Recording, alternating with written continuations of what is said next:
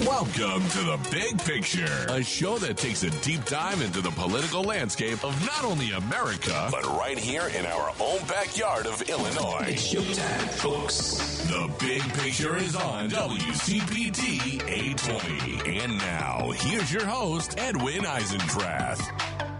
Hello, everybody. Another beautiful day here in Chicago.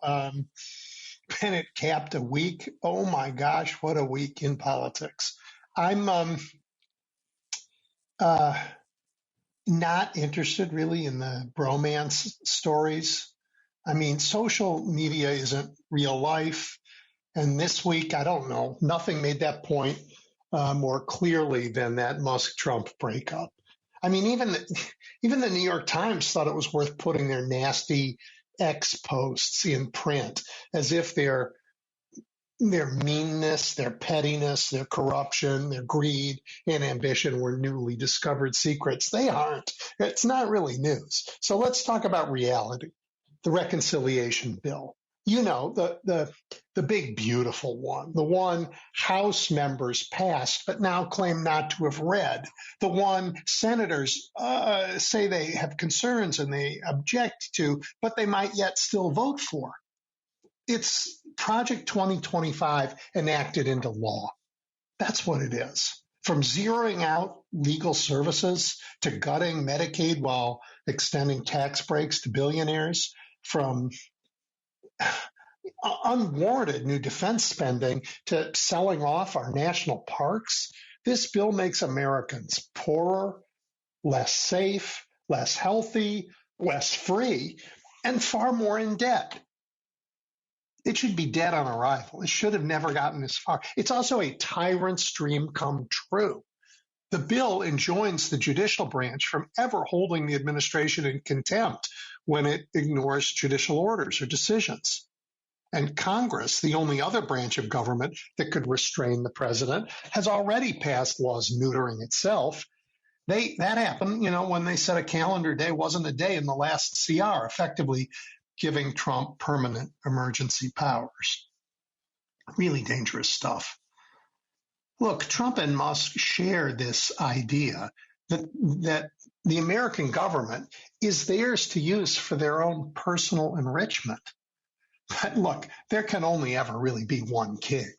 I mean, take their mentor, right? Let's look at what happened during his rise to power in Russia. Vladimir Putin, he needed those oligarchs. He needed them to help corrupt the government in Russia and the society so he could consolidate his power.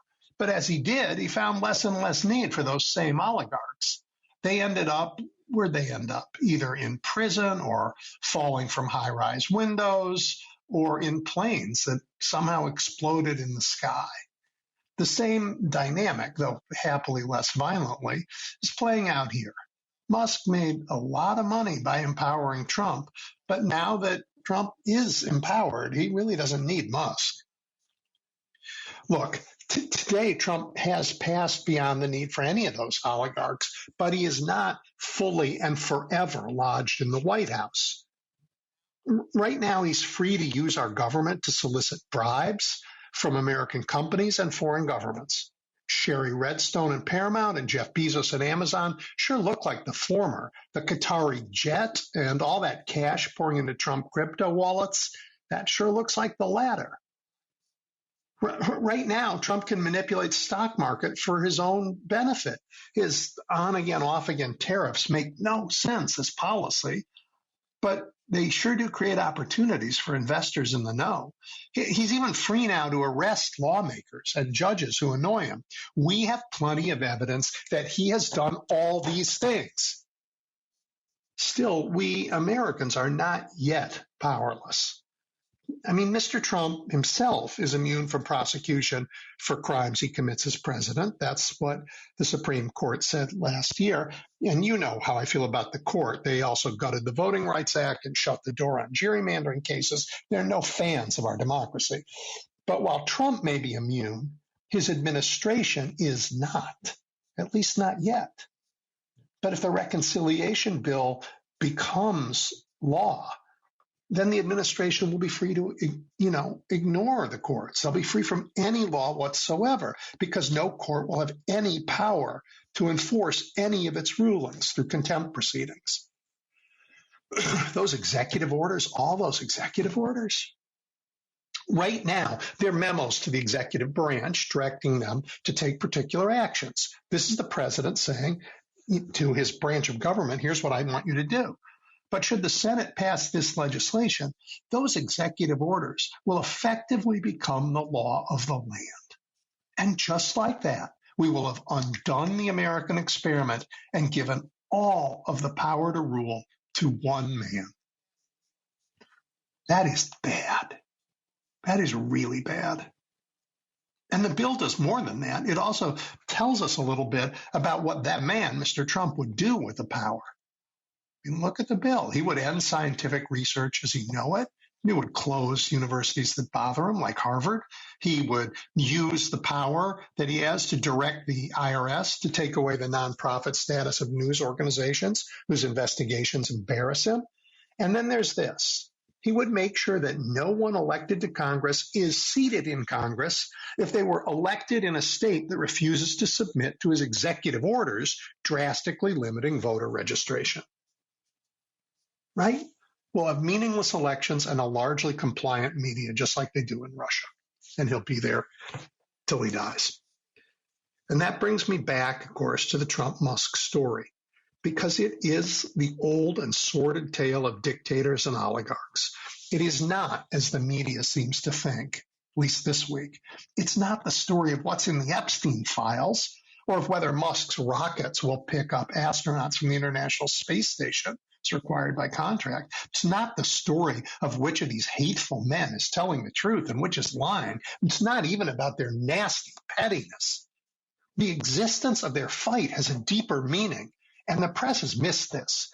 It says the cares and concerns of ordinary Americans are no longer relevant to the governing of our country. It says the important question that everybody wants to answer is, who will be our ruler?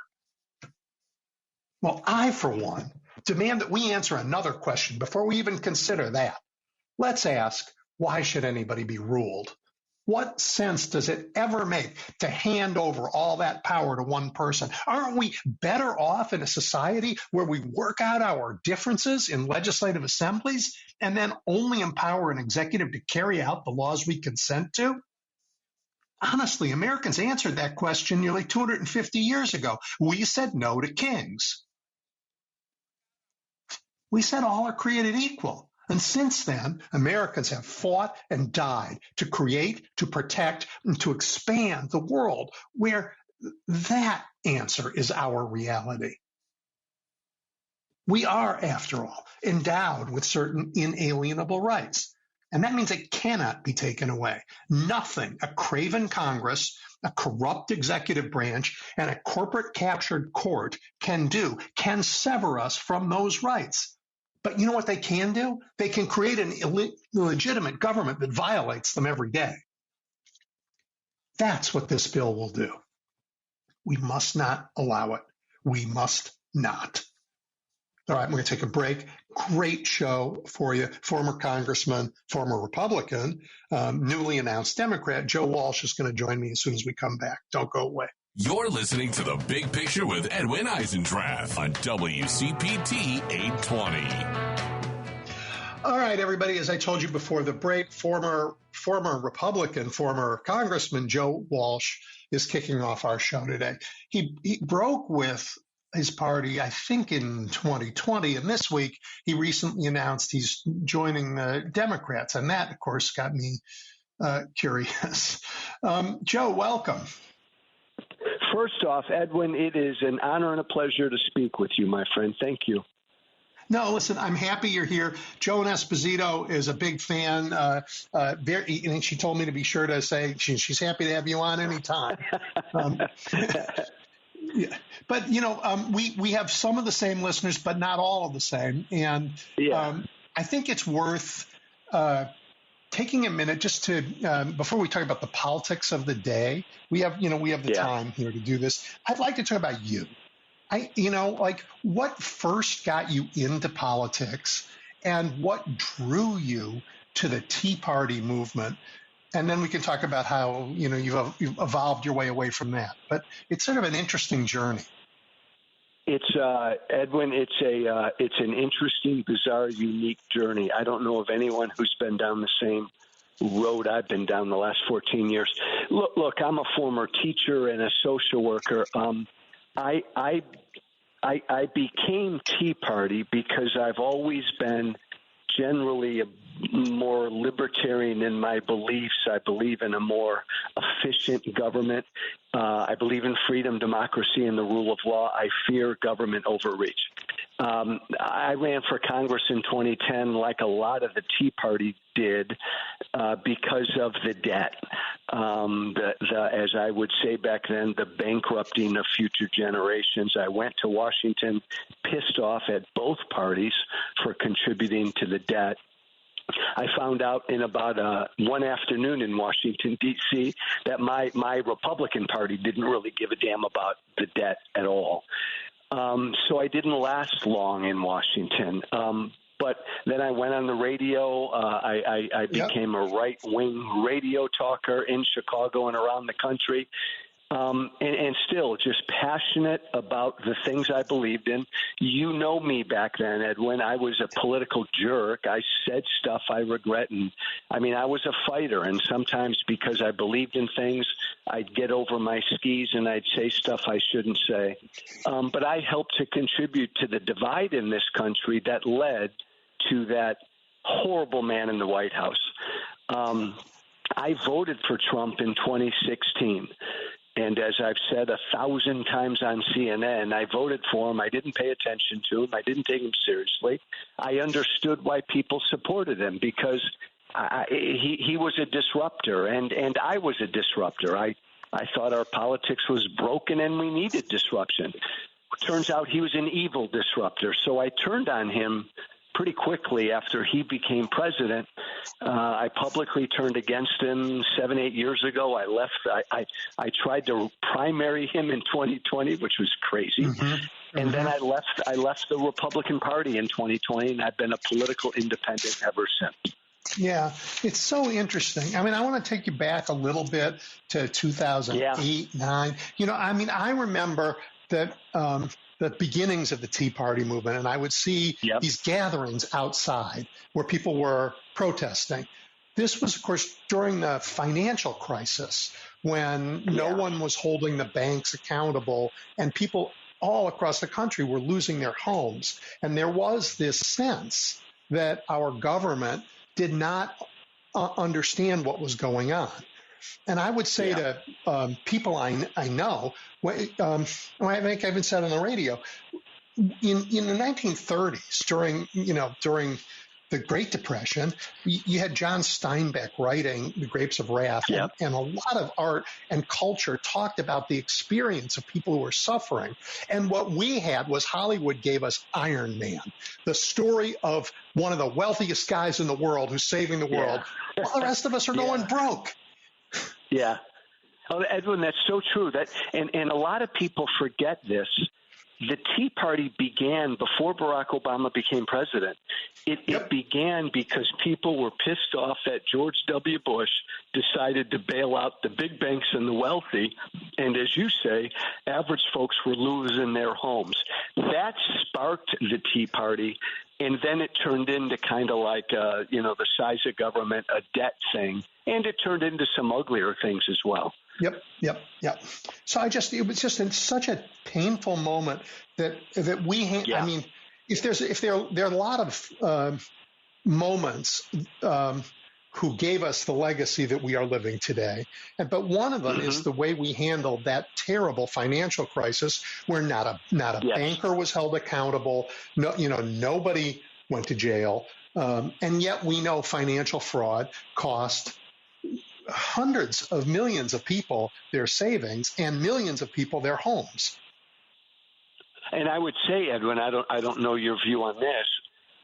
COVID was reminiscent of that. We again during COVID, it seemed like we bailed out and gave money to bigger corporations and a lot of wealthier people took advantage of what the government was handing out. And a lot of average folks, really forget about the health aspect, just economically took a big, big hit during COVID again. We always seem to bail out the wealthy when we go through a crisis. Well, these were two huge shocks to America, to our culture, and to our faith in government. And those shocks reverberate. Americans are like, well, wait a minute. And I think we're living through a third shock right now, which is the unbelievable corrupt self-dealing that so it's this disgusting behavior. And again, the rich are just, lining up to buy their crypto, and everybody else is going like, wait a minute, you're about to cut. Like, you're going to sell off the national parks? Yeah. What are you thinking here? Well, and that's what's just so despicable about what we're going through right now. Look, and you and I could have a long conversation on populism. I think there's good populism and bad populism, but we're living in a populist moment. We have been for a while, where I think average Americans are upset with a government that's not meeting their needs. Donald Trump plays a populist, and he's appealed to a lot of these average Americans. I would argue the Democratic Party, now my Democratic Party, kind of didn't understand this moment we were going through, and so a lot of people have voted for that bad demagogue twice.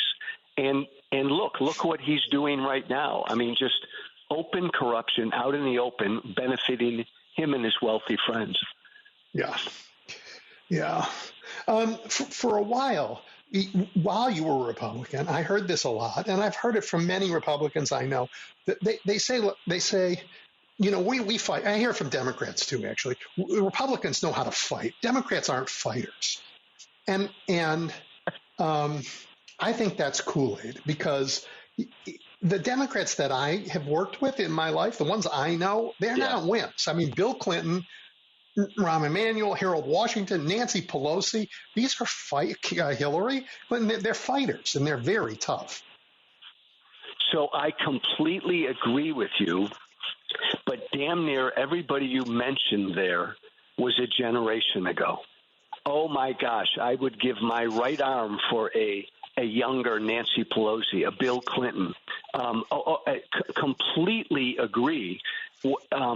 As I've traveled the country, and when I campaigned for Kamala Harris last year, I would hear this from Democratic voters everywhere. Doggone it, fight. The moment Trump won, the moment he got sworn in, the polling shows more than anything is what Democratic voters are yearning for. Are leaders and politicians who will fight.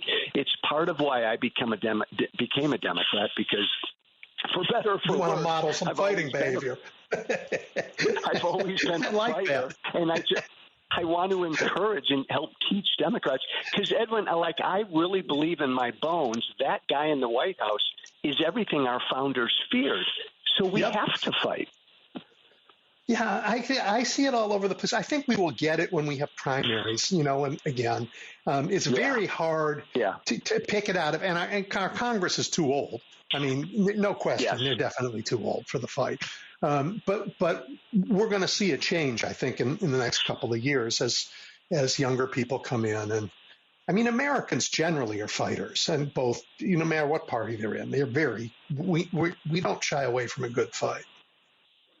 I agree with you, and unfortunately, and again, so much of this is perception, and everything's overplayed and amplified by the media and social media, but there's this bullcrap lie out there, perception that Trump and MAGA are strong and the Democrats are weak. I think it's the exact opposite. I think Democrats need to show that, though.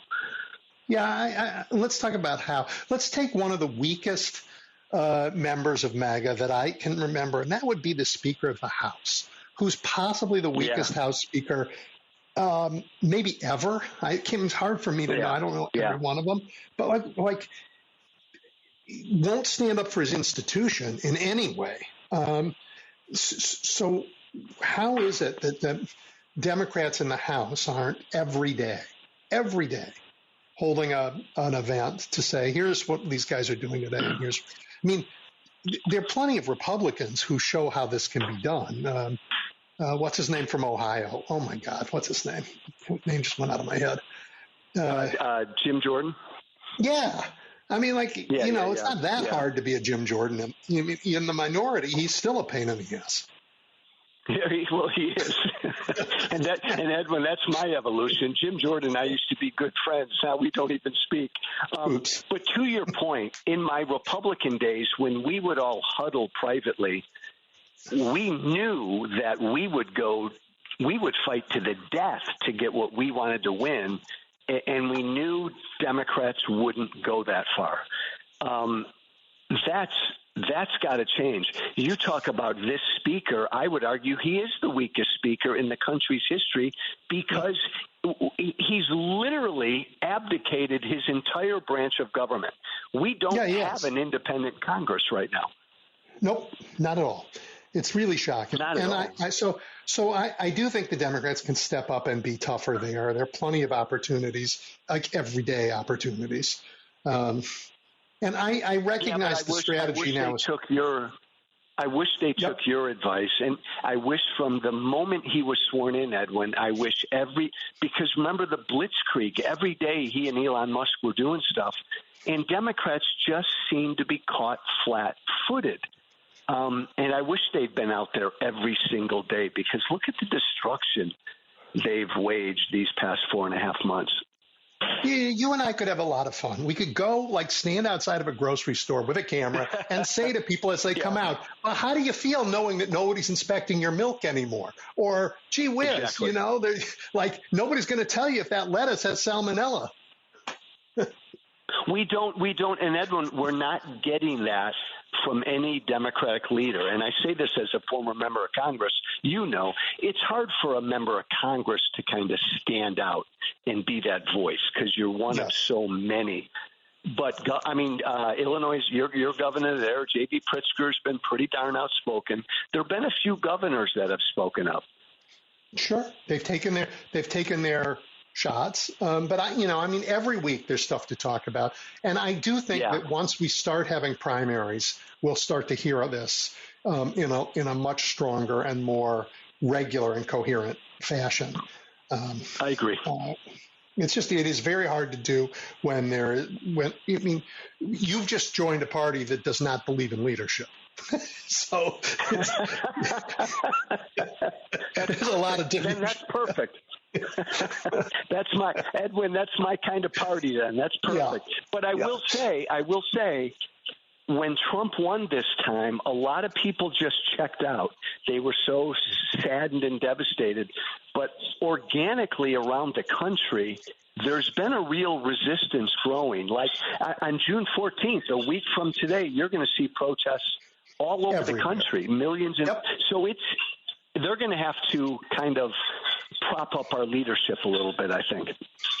As it should be, because you know what? Every time you get a single leader this early in a cycle, they get the entire right-wing media machine, which is quite powerful. It'll tear them down, but they can't tear down every ordinary American. So I'm glad it's bottoms up.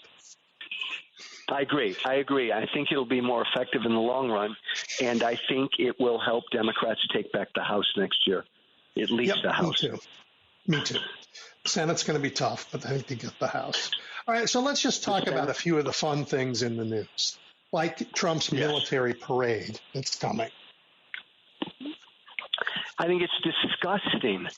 Edwin, I saw a video today of tanks and howitzers and other military armament on train tracks from Texas arriving in Washington, D.C. This is Kim Jong-un stuff. This is Putin stuff. This is all to feed the ego of that tyrant in the White House, who, by the way, didn't have the balls to serve. This is outrageous. And, oh, my God, again, you talk about what we're talking about, Edwin, on a platter. The average American is upset about this. On a platter, Democrats should be pointing at this. Right? It's un-American. Look, and you can pick your dimension to complain about it. It's too expensive. It puts it's military distraction from the job that the military is supposed to do. It is a drain on human resources in the government to do this. It's disruptive to life in the Capitol. And, oh, yeah, it's a fascist display that has nothing to do with our national character. I'm glad you said that. Thank you. Most importantly, this is not who we are. Not who we are. He's Edwin. He is shutting down Reagan National Airport on that Saturday because of his parade. The airport is going to be shut down. Estimates are that the streets of D.C. will incur $16 million worth of damage. Right. Shutting down an airport is a huge economic hole for a city, too. Huge. And all of it is. Yeah, and a huge inconvenience for regular Americans who fly into D.C. Yeah. And the businesses that rely on it. It's an enormous, ridiculous. And who says no to them? Nobody. Well, nobody says no. My former party, I'm not the only one to say this, my former party is authoritarian, and it's an authoritarian embracing cult. When I turned against Trump 7 years ago, most of my former colleagues would tell me privately that they agree with what I'm saying about Trump. That's changed. Most Republicans in the House now are MAGA. MAGA's taken over the party. Well, okay, so the things that they want us to do, the things that are in Project 2025 and the reconciliation bill, which is just the enactment of Project 2025, are enormously unpopular. So last week I was talking to a congressman who said, we're in a race, and the race is, will the Republican Party kill American democracy first, or will American democracy kill the Republican Party because what they want to do is so unpopular? Oh, my gosh, that's actually really cool. I've never heard it phrased that way. That's fascinating, Edwin. Sean Casten said that. Who's a smart dude. He's a smart dude. That's really, really interesting. I have zero faith in this Republican Party to do anything right, and they will end up passing a bad bill. And, oh, by the way, I predict that I could be wrong on this, Elon Musk and Donald Trump will embrace in the White House in a few weeks, and they'll be embracing a big, beautiful, ugly, ugly bill. Because those two need each other too much, and the Republican Party needs them. But no, democracy has to stand up, which is, again, one of the main reasons, if not the main reason, I became a Democrat.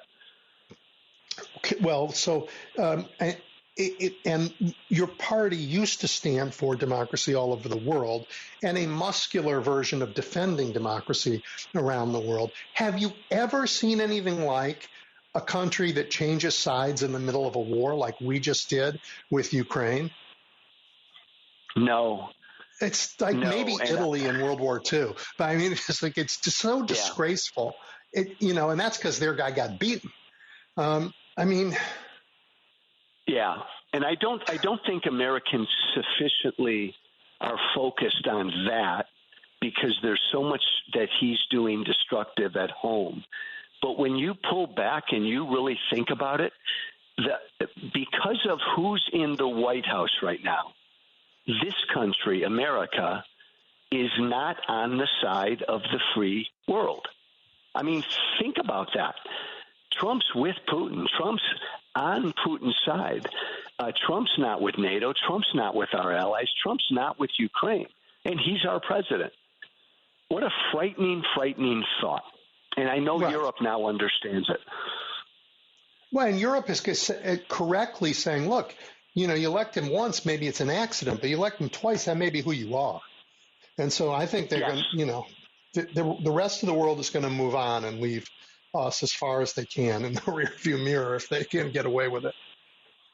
Well, I think that's right. I think the rest of the free world realizes what I know you and I do, that for the next 3.5 years, they're on their own. They need to hang together and hope that the next president in America is not a Republican, because whoever comes after Trump in my former party is going to be just like Trump. I mean, this is who they are. It's exactly who they are, and I need to always preach to my fellow Democratic colleagues now that it's not just Trump. Whatever Trumpism is, it has moved beyond him, the man.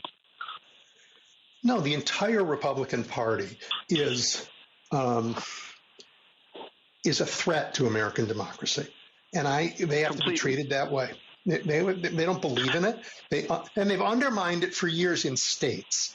I think of the radical gerrymandering in Ohio and in Wisconsin, in the changing the rules when they lose an election, but hold the legislature to disempower the incoming governor if he's of another party. These are not things that happen in a healthy democracy. Edwin, and I say this because I come from the right in America has given up on democracy. They've got this notion of the America they want.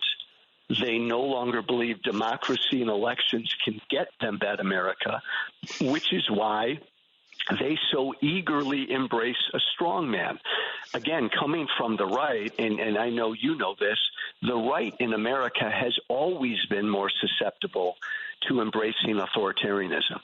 And they're full on embracing what this is. Well, say that again. Say more about that. What you said, the America they want. Tell us what that looks like.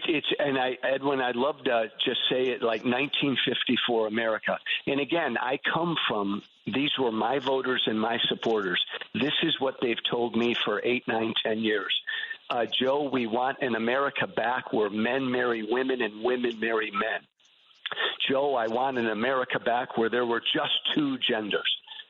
Joe, I want an America back where the plant that my dad worked at was in town. Joe, I want an America back that was mostly white and Christian. I could go on. But it's this vision they have, Edwin. Good people, I mean it, a lot of my friends and former supporters, but it's this vision they have of their notion of America in the 1950s. Okay, well, a big chunk of the change, certainly the change in the color of America, came from immigration that that both parties supported for a very long time, and corporate leaders begged for because they wanted the workers. So I know it's been handled in an odd way lately by both Democrats and Republicans. But you're right, Edwin, but it's wrong. Like, I'm a border hawk. You shouldn't come into this country illegally, but you just nailed it. Businesses and our government, they created this system because they wanted it. They needed the workers, and so they created a messed up, screwed up system that enabled it's just confusing. And so people came and came and came. And now all of a sudden Trump is going to crack down and deport people based on what our government and our business community created for them. That's how they got here. It's so wrong and so unfair. Well, and even if you say, look, I actually, most of the people here didn't get here illegally, and some did, and some overstayed their visas. But even if you want to deal with that, is creating a police state really the answer for that? And you cannot deport 4% of the population of the United States, which is what he wants to do, without creating a massive police state. And we're already seeing it in the armed thugs he has roving the streets in places where he thinks he can get his numbers up. Part of my hope is, and we know Trump is just all about the show, part of my hope is he just wants people to think we're deporting a bunch more people because he's putting a camera on it. Now, Biden deported more people in his one term than Trump did in his first. Barack Obama deported more people in each of his terms, but he did it. They both did it the right way. Trump's trying to Trump's putting a camera on it because partly, and Edwin, people around Trump have told me this, Trump wants the cruelty to be in front of everybody because he wants to scare immigrants from ever thinking about coming here. Well, he's scaring a lot of Americans, and I think he's, as usual, he'll overplay his hand.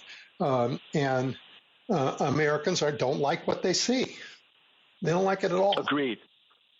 Yeah. Agreed. And that's actually the one beautiful thing about Trump, because he's so bad, and he's doing so many bad things, like in real time right now, the American people are having to decide what kind of country we want to be. And I think that's a good thing, because I think most Americans don't want to be what we see right now, where we're disappearing people off of our streets without any due process. I agree. I mean, and that's the ending the rule of law, what he's doing around immigration, terrifying for people. And this is just like, that's when you look one direction. You look at the other direction and you see the end of scientific research, a generation of young scholars finding other jobs. So we're going to lose a whole generation of research, and maybe in the most critical time in scientific research ever, because the next 100 years of leadership are at stake, and we're not even going to be in the game. There's Edwin. You just made the most important point. Every day there are hundreds of bad things going on, and we can only focus on a few. I was on MSNBC earlier this morning, and we were talking about how Trump, and most Americans don't know this, has almost gutted the entire public corruption section of the Justice Department, the section that goes after corporate white-collar crimes. He's almost gutted that entire department at Justice because he doesn't want anybody going after white-collar criminals, corporate criminals. But most Americans have no idea he's done that. He did the same thing to domestic terrorism. Yes. Oh, but of course, yes. Of course he would, because he let all those terrorists from January 6th out of jail. Now, let me ask you a question that I saw yesterday. The Proud Boys, a bunch of them, sued the government for, I don't remember, $100 million, some huge amount of money, claiming they were mistreated. And some of the ones who got out of, were let out of jail, and some of the ones were convicted of seditious conspiracy are part of this suit.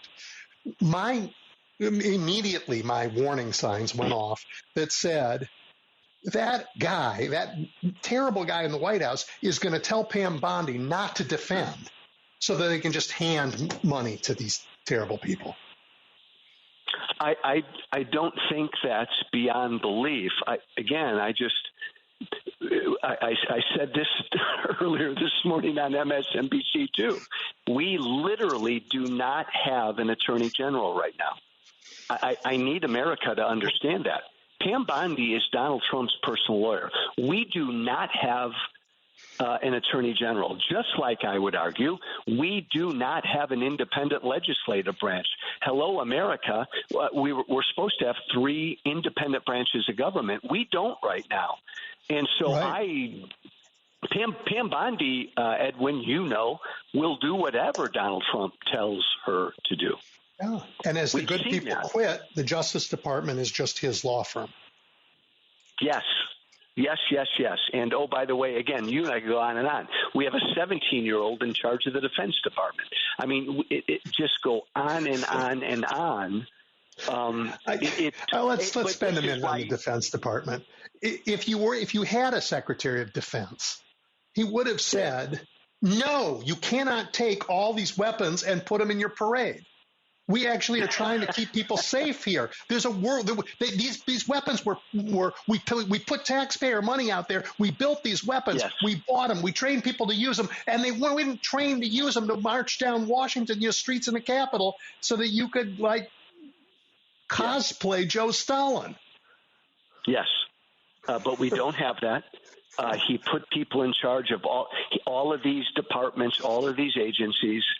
To seek revenge against these agencies and to do his bidding. And again, it's not conspiracy to believe that Donald Trump has every intention of creating such chaos and unrest that the American people ratchet up their protesting on the streets over the next year and a half. And Donald Trump then tells Pete Hegseth, put my military on the streets. And away we go. Yeah, I'm hopeful that American soldiers will not do what Chinese soldiers did in Tiananmen Square. I'm hopeful, but I'm not certain. I'm not certain. And that's the perfect way to put it, Edwin. I'm hopeful and not certain. Yeah.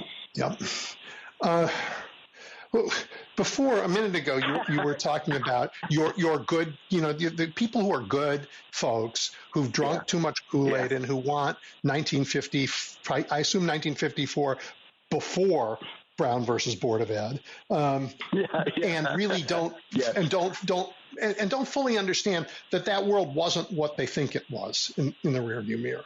That anybody living in 1954 was hoping to get past it. This wasn't a world they loved. Yeah. So how do you talk to those people? What do you tell them today?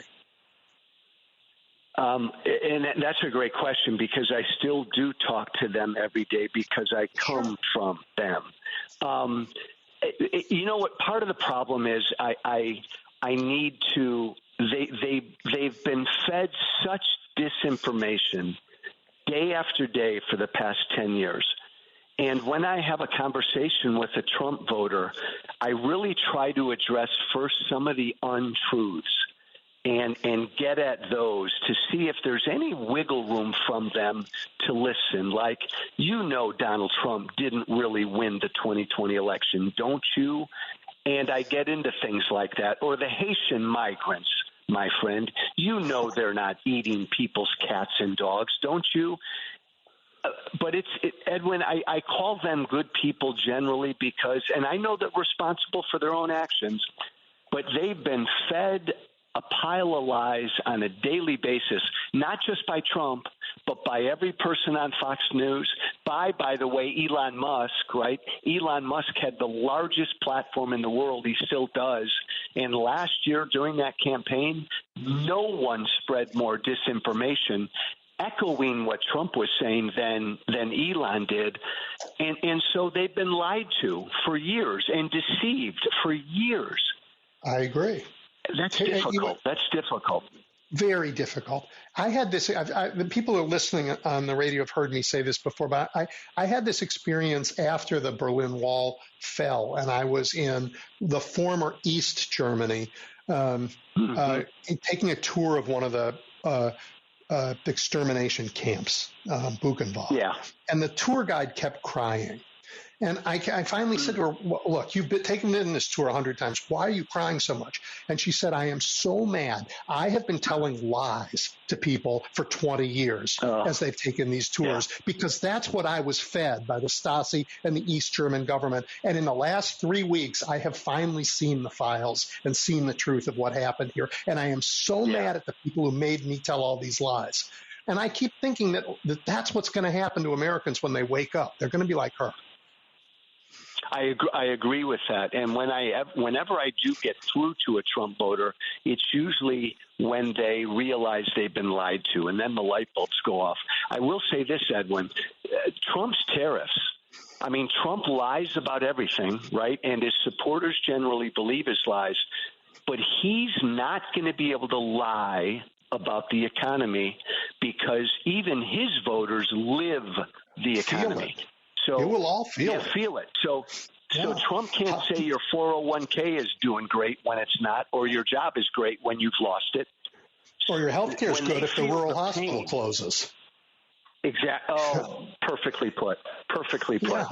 Yeah. I mean, we're going to have a lot of that, It's going to take that.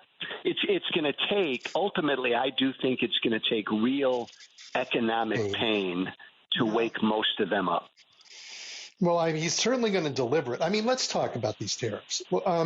So you mean it's a lie? We don't have 90 trade deals in the first 90 days?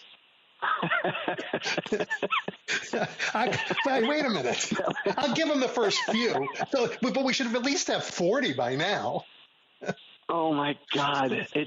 I know. And then that one, you knew, right? Edwin, like when you and I heard him say that, we knew right away there's not going to be a trade deal with anybody. Wait a minute. It's not day one anymore, is it? Is there still a war going on in Europe? Or is there still a war going on in the Middle East? Because day one, he was going to pick up the phone. Oh, wait, but Putin made a fool of him. Yeah, so did Bibi. Yes. Yeah. And we find out Friday what we always knew. Forbes reported that 75% of American companies have already raised prices because of the tariffs. So it's already happening. Yep. I don't know. Can you blame Joe Biden's auto pen for this? He can't, can he? Yeah. Well, and that's a great point, Edwin. So he brings up something like that purely to distract, right? Purely to distract. Yep. Well, I think bringing on a serious note, that he was either going to say the Constitution doesn't apply to me, and I think he's not ready to do that yet, or he was going to have to bring Abrego Garcia back to the United States. But look what he did. Yes. He delayed bringing him back until he could gin up a phony indictment. And then bring him. And then he says, "Oh, I'm bringing him back to put him in a trial." But I think the timing of that is also to change the subject from his fight with Elon Musk, from his failures on trade, from all of this. But I do believe the charges are trumped up, and I think it would be a glorious day if they go after this Garcia and he's vindicated. I don't want this to sound like I'm defending Trump, even though it will. Donald Trump believes this term quite literally, and I've had people tell me this who know him well. He believes, no surprise, that he is untouchable. He believes he can do whatever he wants. And in his defense, I don't blame him for thinking that, because neither do I. Your friends in the Supreme Court told him that. Look what the Supreme Court told him last year. And 4.5 years ago, Donald Trump committed crimes trying to overthrow an election. And he never, ever paid a price for that. So if I'm Trump, I would think I can do whatever the hell I want. I agree with that. And he is doing whatever he wants. Yep. Yes, yep. And that's why, and now I'm a new Democrat. Who can stop him? The courts are generally doing a good job. The American people got to rise up. But damn it, we need a fighting opposition party. I agree. And, and we need a fighting opposition party that is big. Because we have fighters. Yes. I mean, the Bernie AOC tour a few months ago, was about fighting and had a huge audience. But it isn't. It's one side of our party and not big enough to take the whole country back. So I think, and I applaud them for doing it. But we need fighters in a broad coalition. So that's the theory of my case. So I've become a Democrat. I am a conservative Democrat. And so is this Democratic tent, big enough for a conservative Joe Walsh and a progressive AOC? I hope it is. I think it needs to be. And I think we need fighting moderate and conservative Democrats, too. Yeah, I think we will have litmus tests, as all parties do, but I think they aren't the ones that we used to have. I think they will be. Do you believe in the rule of law? Do you believe in democracy? Do you believe that the American people all have rights? I mean, that's, I think, where we draw our line, not over from your bathroom policy. Now, from your lips to God's ears, I think you're right, and I think more and more Democrats are realizing this because more and more Democrats want to win. They want to win. By the way, will you please run for office again? You're a fighter.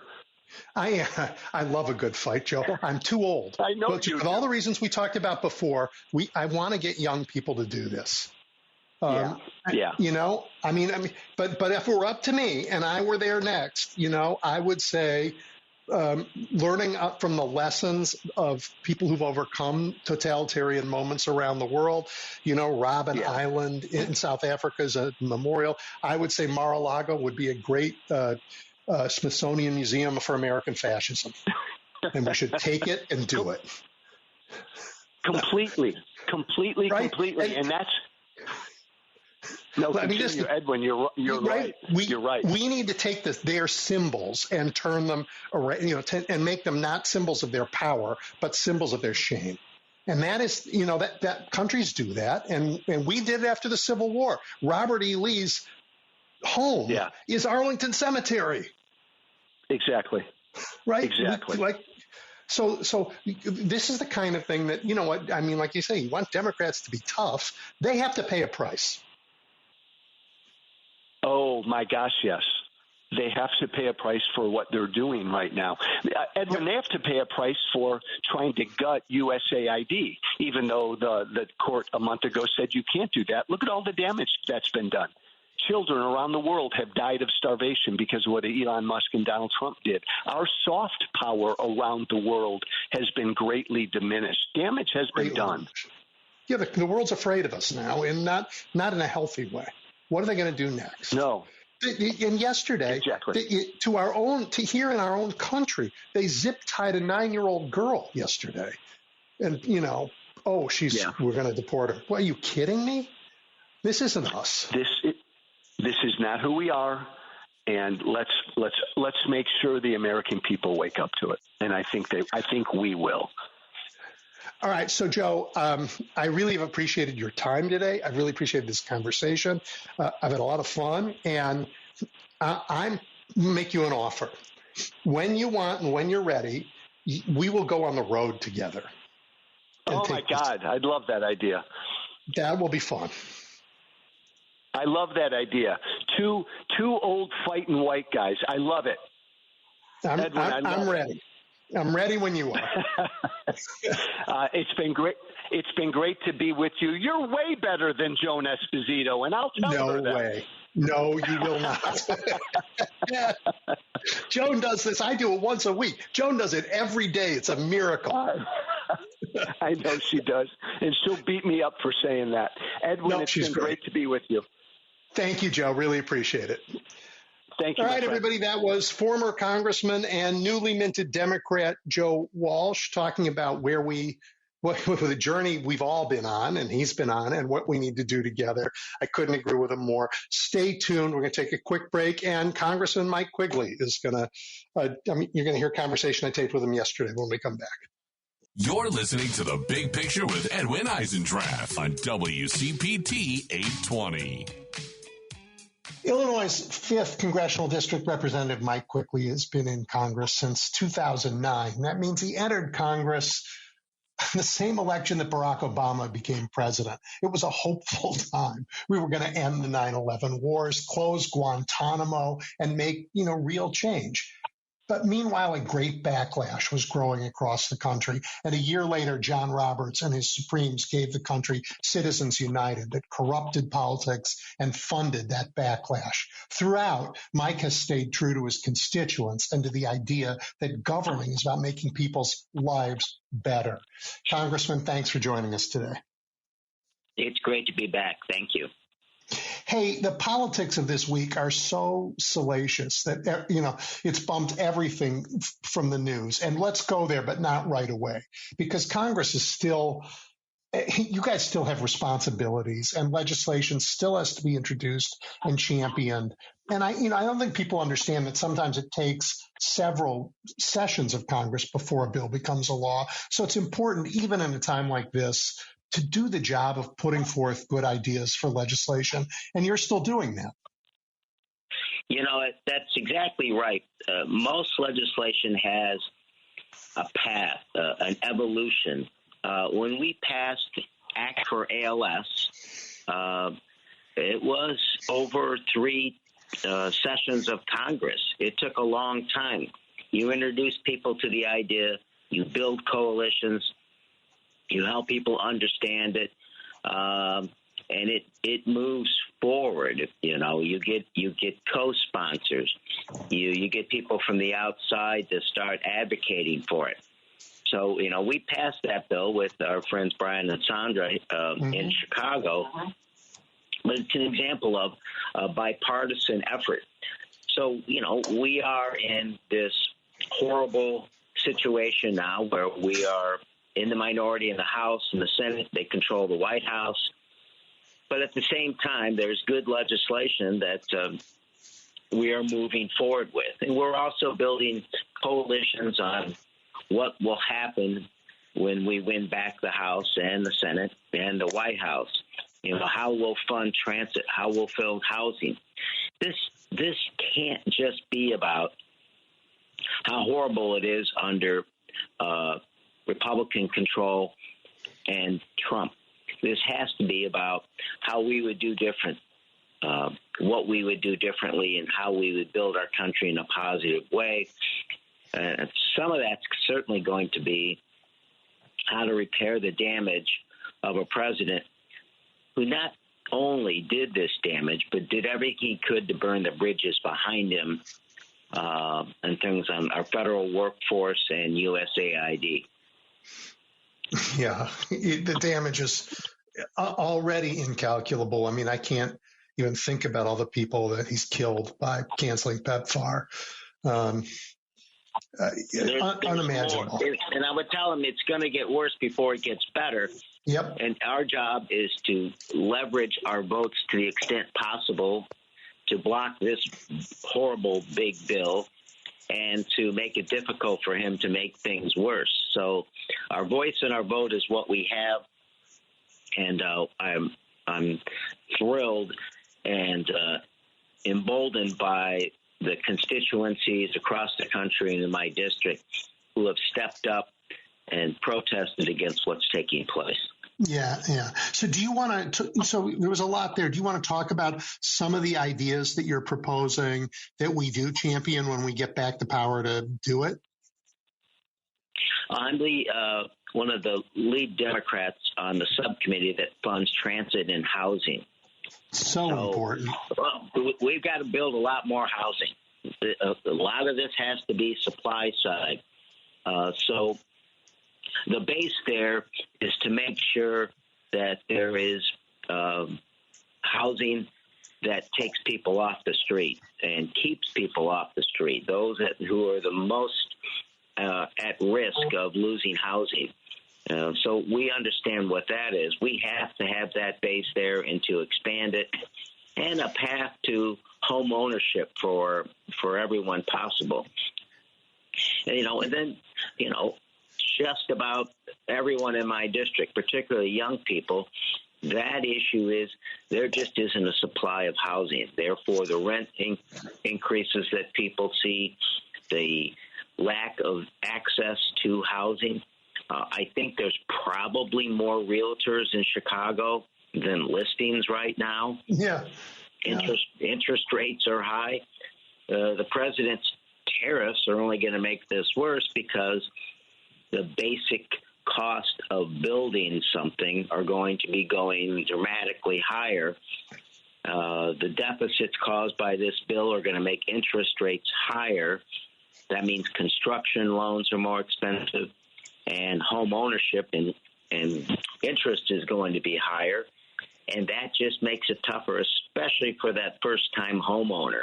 So we have to work in the opposite direction of what the Trump administration is doing and create opportunities for people to own a home and certainly keep people off the street. It's just so great. I mean, the U.S. government has not participated in growing the housing stock in a couple generations now. I mean, it's been really decades since the government has thought that they should help grow the housing stock. And so I think it's fabulous. And the other issue so important to cities like Chicago is transit.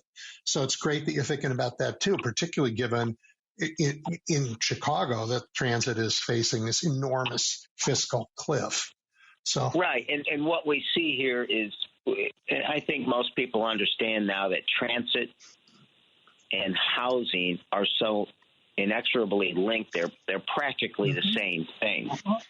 So understanding housing, transit, development, expanding the Red Line, for example.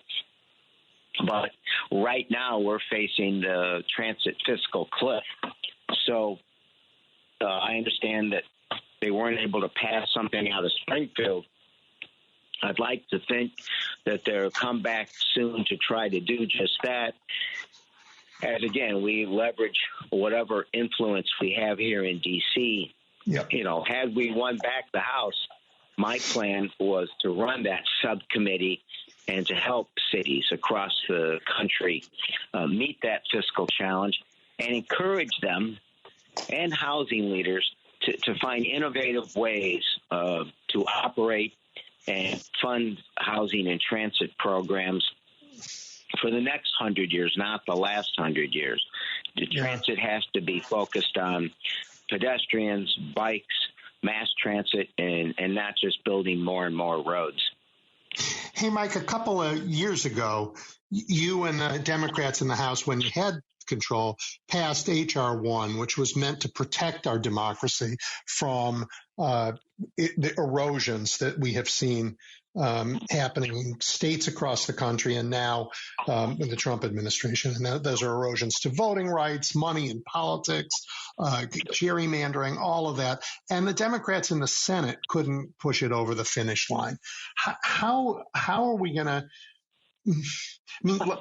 go back to what you said in the beginning? This moment cannot just be about the appalling things that Donald Trump does with every breath he takes. How are we going to pass legislation like H.R. 1 when we get in power? Can we make this? Can we make the Senate do its job? Well, most policy problems have political solutions. So, as you said, we were able to pass it in the House because we had control of the House. Yep. Am I going to be able to convince a far-right Republican senator that he ought to do the right thing? It's just tough. Yeah, so it was two Democrats. What you try to do is make it as difficult as possible for the Republicans in swing states or swing districts. So in narrow margins, we're going to be polarized for a long time. Yeah. So I'm not going to convince somebody who's from the far right, but we can use our vote and our voice to leverage as much as possible to make them do the right thing. In the meantime, as you know, the courts are indispensable in fighting back right now. And I think I have to say that overall, they have held the line. You know, I'm very concerned with when the big issues come up before the Supreme Court. We're going to have an issue. So members of the House cannot sue. Unfortunately, we don't have standing. Only the Speaker can do that. So we're working with our friends like Lambda Legal and ACLU. Yep. All we can do is do Friends of the Court briefs, amicus briefs, and we're certainly doing that, coordinating, working with them. Because right now they're the front lines, and right now there's over 200 cases. You know, they are basically doing their job. But you know, you go back and read the Federalist Papers. It is the inherent concern of our Constitution that the courts cannot enforce their own rulings. That's right. Back to what the vice president said, quoting Jackson. Yep. You know, Mr. Chief Justice, you have your ruling now, enforce it. If Trump does that, you know, then it becomes, I think, solely what the American people do and how they push back, how they pressure the Republicans who are somewhat moderate in the middle to pressure this administration to do the right thing. But we are already in a constitutional crisis. I agree with that. We have to keep speaking up about it, and the public plays a big role. Yeah, even in the minority, though, Congress has the ability to shed light on some things, and what you do helps the public play its role. And I'm thinking about just what you did this week with the FAA, for example. Just talk about holding the light up to people in this this lawless, dangerous, reckless administration to help them try and see what their job is and to help the rest of us see how short they fall. Yeah, look, there's opportunities here when leaders of this administration appear before committees in Congress to draw attention to those issues. This week this is as obvious as drawing attention to the noise problems at airports and the safety issues here, and the fact that while they're not cutting air traffic controllers, they're cutting the support staff, which are critical to air safety. There's agents of chaos. There's 20 or 30 things you can talk about at one time. That's part of their strategy. So you have to put it into a couple big silos. And for me, it's you're going to be less free. Everything's going to cost more, and you're not going to be as safe as you were. So as you're not going to be as safe if they cut the FAA at a time when more people are worried about the safety of air travel, you're going to create a bigger problem. But also, if you cut vaccination programs in other countries and the CDC and health research, that's going to make people less safe. If you have fewer food inspectors for health inspectors, you're going to be less safe. The list goes on. The federal government plays a critical role in keeping people safe. And the funding of federal governments that feed down into state, local governments, and the not-for-profits that do some of this critical work, you're going to be less safe. From a foreign policy point of view, eliminating our soft power, Trump's first defense secretary, Mattis, said, if you cut foreign aid, you better buy me more bullets. If you tell NATO that they're on their own and you ignore the needs of Ukraine at a critical juncture, you find yourself isolated to a world in which you are tariffing your best friends. And as FDR said in his last inaugural, we have learned that our welfare is dependent on the welfare of nations far away. And to have a friend, you need to be one. I'm not sure we're anyone's friend right now.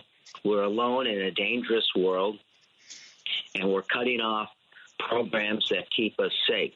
So bold points, several main points that we have to reinforce with the public and remind everyone that these issues that they're working on affect every American in a negative way. Yeah, less safe, less healthy, less wealthy, less free. It's a great record these guys have. Yep. Back in the 1980s, you and I worked together on, human rights legislation in Chicago, which was the beginning of legal protections in the LGBTQ community. Now we're in Pride Month, and on cue, the administration announced it was stripping Harvey Milk's name from a Navy ship named in his honor. How do we protect each other from, and it's not just the LGBTQ community these guys are going after. How do we protect each other during this reign? One of the things I think that works is the attacks now are particularly on the trans community. Yeah. And at a town hall at the Center on Halsted, I was asked about the community concern that maybe they should remove the T. And my point was, this is when we really need to be united. We can't, at this point in time, separate ourselves from our friends. We need to all be together, recognizing that the Trump administration will go after you all. So, as John Lewis said, we may have come over here in different ships, but we're all in the same boat now. So I think first we have to be united. And I think a lot of this gets to educating the public as to why this matters. the example I give is when President Obama signed the repeal of Don't Ask, Don't Tell. The argument and the education that took place was that there are members of the community, LGBTQ+, that had given their last full measure of devotion as service members, and they're willing to protect you. So therefore, don't they deserve the same rights as everyone else? It's that kind of education that worked that we need to do now. So, look, Democrats need to improve how they message, how they work across a very broad spectrum of America. So we have to improve and learn from lessons. But one of those lessons can't be that we cast off people who are our friends. We have to stay with them. But, there's a lot we need to get better at, and things like what happened under the Biden administration that we have to talk about, learn from, and move on. Yeah, I like the idea that the T stands really for together, right? We won't leave anybody behind. That's just not who we are. All right, let's go there. I hate this topic. I hate it, Mike, but it is it's one we have to talk about. So you were recently in the news for your insights into the end of the Biden administration. Do you want to talk about that? Yeah, look, it's painful, and I don't know anyone who doesn't like Joe Biden and feels horrible for his recent cancer diagnosis. But the fact of the matter is that President Biden promised that he would be a one-term president, and he would save us from the Trump administration, and he did just that. The problem was, I think the American public saw a president who wasn't capable of doing a second term, and there was a denial about that. It was harder to deny after the performance at the debate. But frankly, the president was cloistered, and I do think there were members of his staff who kept that from people. And all the polling I was getting showed that not only would we lose the White House, but we would get absolutely crushed in the Senate and the House. So I privately attempted to, but then publicly had to ask the president to step down. I think what we learned is it was too late. It made it virtually impossible for our nominee to gain traction and ground and overcome the damage that was done. And I think the key lesson is you can't tell the American people they aren't seeing what they're seeing, and recognize that and stand up and tell people what we need to do. Yeah, I think we can't do that. Like, the Republicans seem to tell the American people they can ignore their common sense and reality every day, but they have a gigantic news machine that lies for them. No, that's true. Look, they have the big lie about Trump still using this as a litmus for people he hires. Yeah. Did he win the first election against Biden? They refused to admit the big lie is a lie.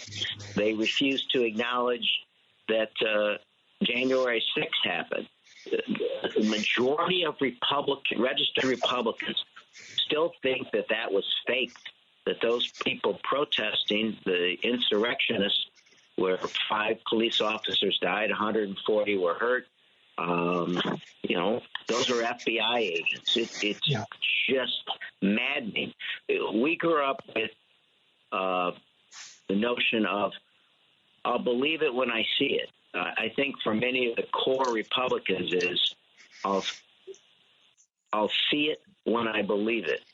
And they'll believe anything he said. But I still think for the middle of this country, the ones who swing the elections, swing voters in swing states, the moderates in those districts that matter most, we have to be honest with them. We can't be like the Republicans and expect to be successful? I think, Mike, there is a majority to be had, to be cobbled together politically. If you look at the polling, so many of the things that the base of the Democratic Party, not the edges of the Democratic Party, but the main base of the Democratic Party believe, are beliefs that are held also by folks who describe themselves as Republicans and independents. And here I'm talking about reproductive choice. I'm talking about personal freedom. I'm talking about the role of government in our lives, or America's role in the world. These are very big questions for which there is a majority in America. And neither party's been able to break away from what the other party says about them and convince America that they stand for this majority and hold us together. And that says something about our party structure or something about our country, I guess. I mean, are we past the day when two parties are the right answer?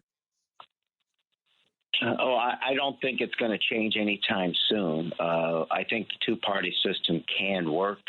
I think it takes people willing to appreciate and build coalitions and understand that compromise isn't a bad thing, that there's more that unites us than divides us.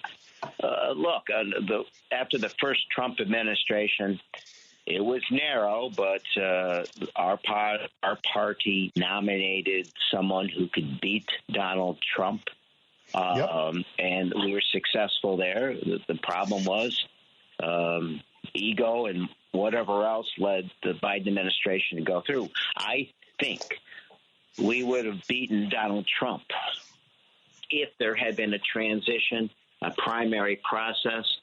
I think our party can effectively nominate someone who can beat Donald Trump or whomever takes over. This isn't a Republican Party anymore. Yeah. It's the party of Trump. So I have hope that we've done it before. We'll do it again. I didn't want to go through this again. I was, as a member of the Intel Committee, part of the first impeachment investigation. All right. And spoke out as much as almost anyone. I mean, under the Obama administration, I was on national TV like 4 times. Under the Trump first term, it was sometimes 4 times a day, convincing the American people. I never thought that the impeachments would lead to a Senate successful vote. I always thought the jury was the swing voters in swing states, and that was who I was talking to. Look, the fact that we're here is devastating, but I think the path out of it the first time is, with some modifications, the path again. I agree with you, Mike. I agree. And if we had a primary last time, they tell us we'd have won. That one Trump term was a mistake. The second Trump term may be who we are. I'd like to believe that isn't true. Me too. And I agree with you. Had we had a primary, the attention would have been on us and not on Trump, and we would have won. But we didn't. Have you had a chance to get to know Speaker Johnson at all? I mean, I've never seen a Speaker of the House care so little about that institution. What speaker gives away the House's power to govern? I mean, I've never seen anything like it. He's just a facilitator to whatever the president wants. It's not just him. I mean, he's a very weak speaker. But let me tell you, here's how maybe the disappointing thing I've heard a Republican in the House say since I've been here. The chairman of the Appropriations Committee is a good guy, Mr. Cole, said that our appropriation bills are advisory, but the president can do whatever he wants. It's just madness. I mean, they're giving away their Article 1 power. I would ask, why even be here if the most important power you have, the power of the purse, you're willing to say is really the president's, and we're just here as window dressing. So it's not just Speaker Johnson who is the weakest speaker I've ever seen. They have completely capitulated because Trump is their party, and he has the power in life or death politically over them. And, if they're willing to stand up, maybe we have a chance, but I haven't seen it yet. Yeah, I don't actually think they legally have the right to give up their power to fold like that, but they certainly back to where the courts come in. Yeah, and it's always true that if you don't use a power, you don't use it. It doesn't. You might as well not have it, and they aren't using it for sure. Correct. Well, it must be enormously frustrating. I appreciate that you are still there and still putting up this fight because, oh my gosh, I would be pulling my hair out every day. Look, I am rip-roaring ready to go. When he won again, I was like a lot of your listeners, depressed, right? Yeah. And do I really want to do this again? And then as he gets sworn in and he starts to do these things, the adrenaline's there. This is the issue of our time. It's my primary responsibility to get us through this and lead us to a better day. And a final thought for me is what I'm encouraging people to do is at times disengage, break away from it because it can be overwhelming and toxic. It depresses people. Break away from the news every once in a while. Commune with nature, be with your loved ones, walk your dogs, and then get back to it because we need you. There's a lot of work to be done. I just want folks to take care of themselves and then take care of each other and remind themselves that there's really more that unites us than divides us. We will get through this. Stay positive and stay active. All right, Mike. Thank you very much. Really appreciate it as always. And talk to you soon. Thank you, sir. Take care. Bye. Bye. You're listening to The Big Picture with Edwin Eisendrath on WCPT 820.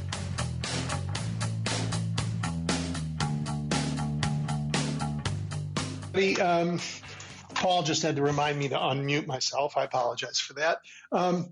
Professor Nancy McLean is back with us. She is fabulous. And, of course, the award-winning scholar of 20th century U.S. history. Her book, Democracy in Chains, traced the intellectual and ideological underpinnings of the American right wing, and it was a huge eye-opener for everybody who read it.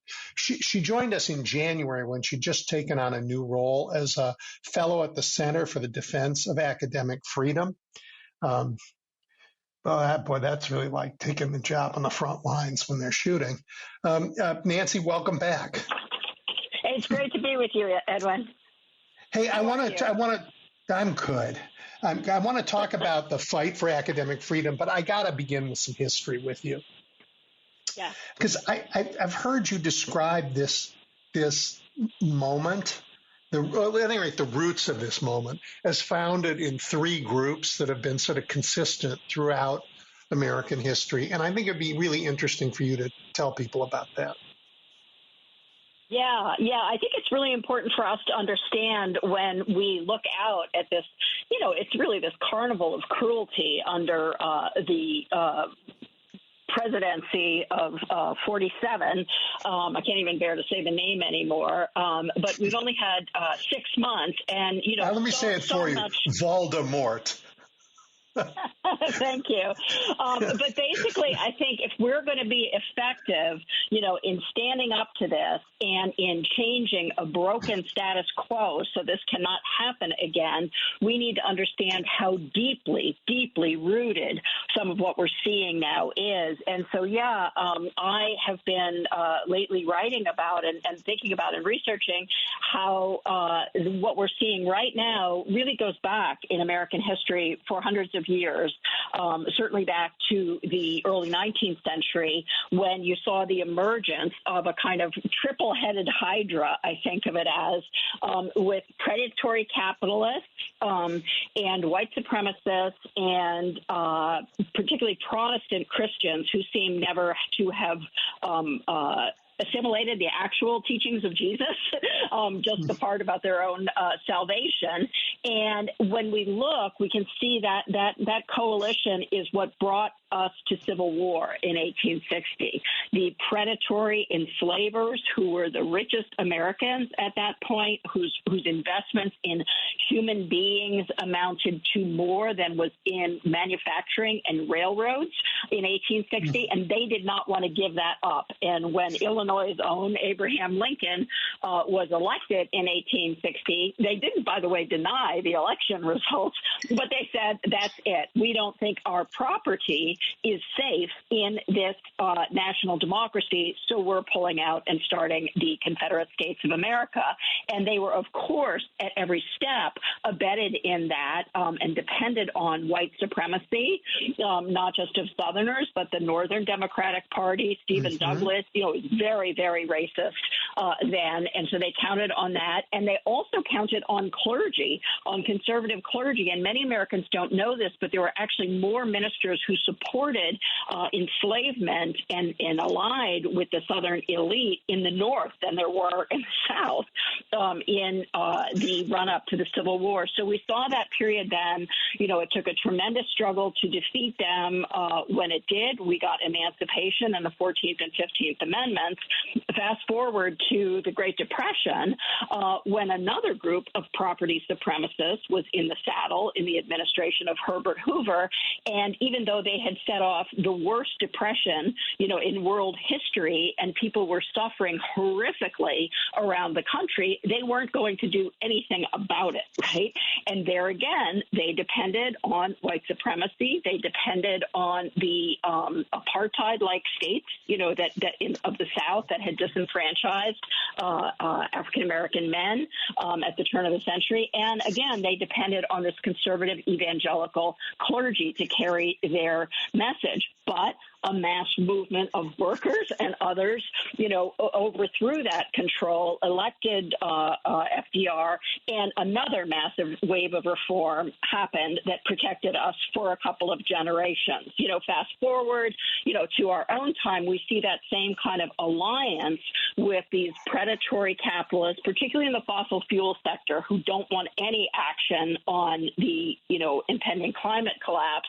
People like Charles Koch and others, now with the Silicon Valley tech bros joining them as the predatory capitalists. But again, we see the white supremacy is so much baked into their mode of operation and of mobilizing. And also now they count on Christian nationalists as the most reliable voters in this radically transformed Republican Party. So we've seen this coalition again and again, and I think understanding it enables us to know that this is not really a unique moment and that we really need to marshal our energies in a way that is adequate to this historical moment of challenge, which is really a time of all hands on deck emergency for democracy. Thank you for doing that. I just think that's so interesting. I want to ask you, maybe you didn't include this group in your list because they've been on both sides. But how about the group that thinks there's a particular role in America for women and it's not in the front of the train? Yeah. Thank you so much for that. And that is really hugely important. And I should have said that, but that is very much the conservative Christians and the Christian nationalists are the big drivers of the subordination of women. Yeah. So that is folded in. So it's folded to my understanding, but I didn't flag it. And I should have, because that has been crucial to their mobilizing, votes for this operation by promising men that they will, the kind of men, not like you, not like my husband, not like many of your listeners, but those who just can't imagine a world in which they are in equal, fair, loving relationships with women. They feel like they need to dominate. And also those men and women, and many of those women welcome the male dominance. Their religious views tell them that the man should be the leader and the woman should be, in a kind of servant position to him. And they together believe that their children should be dominated by them. And, some of these folks, like for a long time, they've advocated, violent punishment of kids and, saying like if a young woman gets pregnant, well, she made her bed, now she must lie in it. This is a whole set of ideas that reinforce the domination of, the majority by groups who reject the idea of living together in, peace and mutual respect. So this is a recurring threat to American democracy and to the founding ideal, well, to at least the ideals in the Declaration of Independence. But today it's having a very frightening resurgence. But you've said about today about those three groups. I don't really know what to call them because coalition partners seems too innocent. Maybe the autocratic axis. I don't know. But at any rate, you've said that the hatefulness of this moment is at least partly caused by their desperation. They seem to be in a pretty strong spot right now. So I thought that was interesting too. Say more about that. Yeah, thank you for that question. Yeah, I think it is really interesting and also important for people to know. If you read the writings of these people, I'm talking about people like, these like the Heritage Foundation, the Federalist Society, a lot of these organizations that are deeply hands-on involved in the current administration, in creating Project 2025, et cetera. They are desperate. If you read what they say this is it. If we don't get control of our country and turn things around right now, we'll never have another chance. We're losing. And it's true. They can see a society that is becoming one in which, white people can no longer completely dominate others, people of color. We have growing numbers of African Americans, of Latinos, of, Asian Americans, et cetera. And they don't like that, and they want to control those people. We have growing numbers of people who are either in liberal faith denominations that have, liberal views, whether they're Christian, Muslim, Hindu, et cetera, or they are not religious. And in fact, many of the young people of these, Christian nationalist churches, a lot of them are leaving. They're disgusted with the faith of their parents. And that is another one of the alarms that's going up for these folks. And for the predatory capitalists, they have been, just terrified since the global settlement of the tobacco, industry, after they've been, lying to the public for, decades upon decades, knowing that tobacco use was deadly and lying to the public and stopping action on that. When in 2006, a judge ruled against them in a giant class action suit, they got really nervous and they realized they were in trouble. Same thing for the fossil fuel sector. When we had the in the run up to the Kyoto Accords of 1997, people had begun to realize that global warming was a real threat, that it was a threat on par with a kind of nuclear holocaust, that it was very, very dangerous. We needed to act. And conservative figures, even George Herbert Walker Bush and Margaret Thatcher, were saying, we need to act on this. We're going to take this up. We can't let this happen. And that scared the hell out of these fossil fuel executives and their allies in these organizations, like Heritage, like the Competitive Enterprise Institute, and all the rest. And that was the moment that when they really started mobilizing, when they thought they were going to lose their terrible, deadly profit source to democratic action, in the form of regulation. And so, again, all of these groups in their different ways are desperate and feeling like they have to crash the ship of state to prevent their dominance from being challenged. And while that has made this situation horrible and frightening and dangerous, it should also tell us that the fact that they are so feeling so embattled and so determined and so reckless means that we have more power than we realize, right? And that we, the vast majority, need to exercise our democratic rights and responsibilities in order to beat back this threat to all of us. Yeah, weirdly, that was kind of comforting. I know. I kind of live on the weird side. Yeah, I'm like, I don't know if you know the writer Rebecca Solnit, but she says, hope is not like a lottery ticket, you can hold and sit on the couch. No, hope is like, the glass you break in an emergency, when you need to get to work. So I'm that form of hope. Well, you've just described to me sort of a light went on as you were doing this. I now understand Citizens United better because the predatory capitalists needed it because they needed to be able to buy their way out of ever again having to face something like what happened to the tobacco industry. Fact, and they needed allies to make that happen. They needed the religious allies to make that happen, so they pretended it was about abortion. Yeah, and I just finished reading a book by a mutual friend of ours that's coming out in September, Lisa Graves, her book Without Precedent, about Chief Justice John Roberts, and what a fraud he has been masquerading as a guy who's an umpire who's just going to call balls and strikes, was what he said when he was confirmed. And in fact, he has led our Supreme Court to the most reactionary Supreme Court we have had since the 1850s, on every front. And part of what Roberts did, and this majority, this horrible, 6-3 majority they have, every single one of them is a member of the Federalist Society or has spoken at multiple Federalist Society events.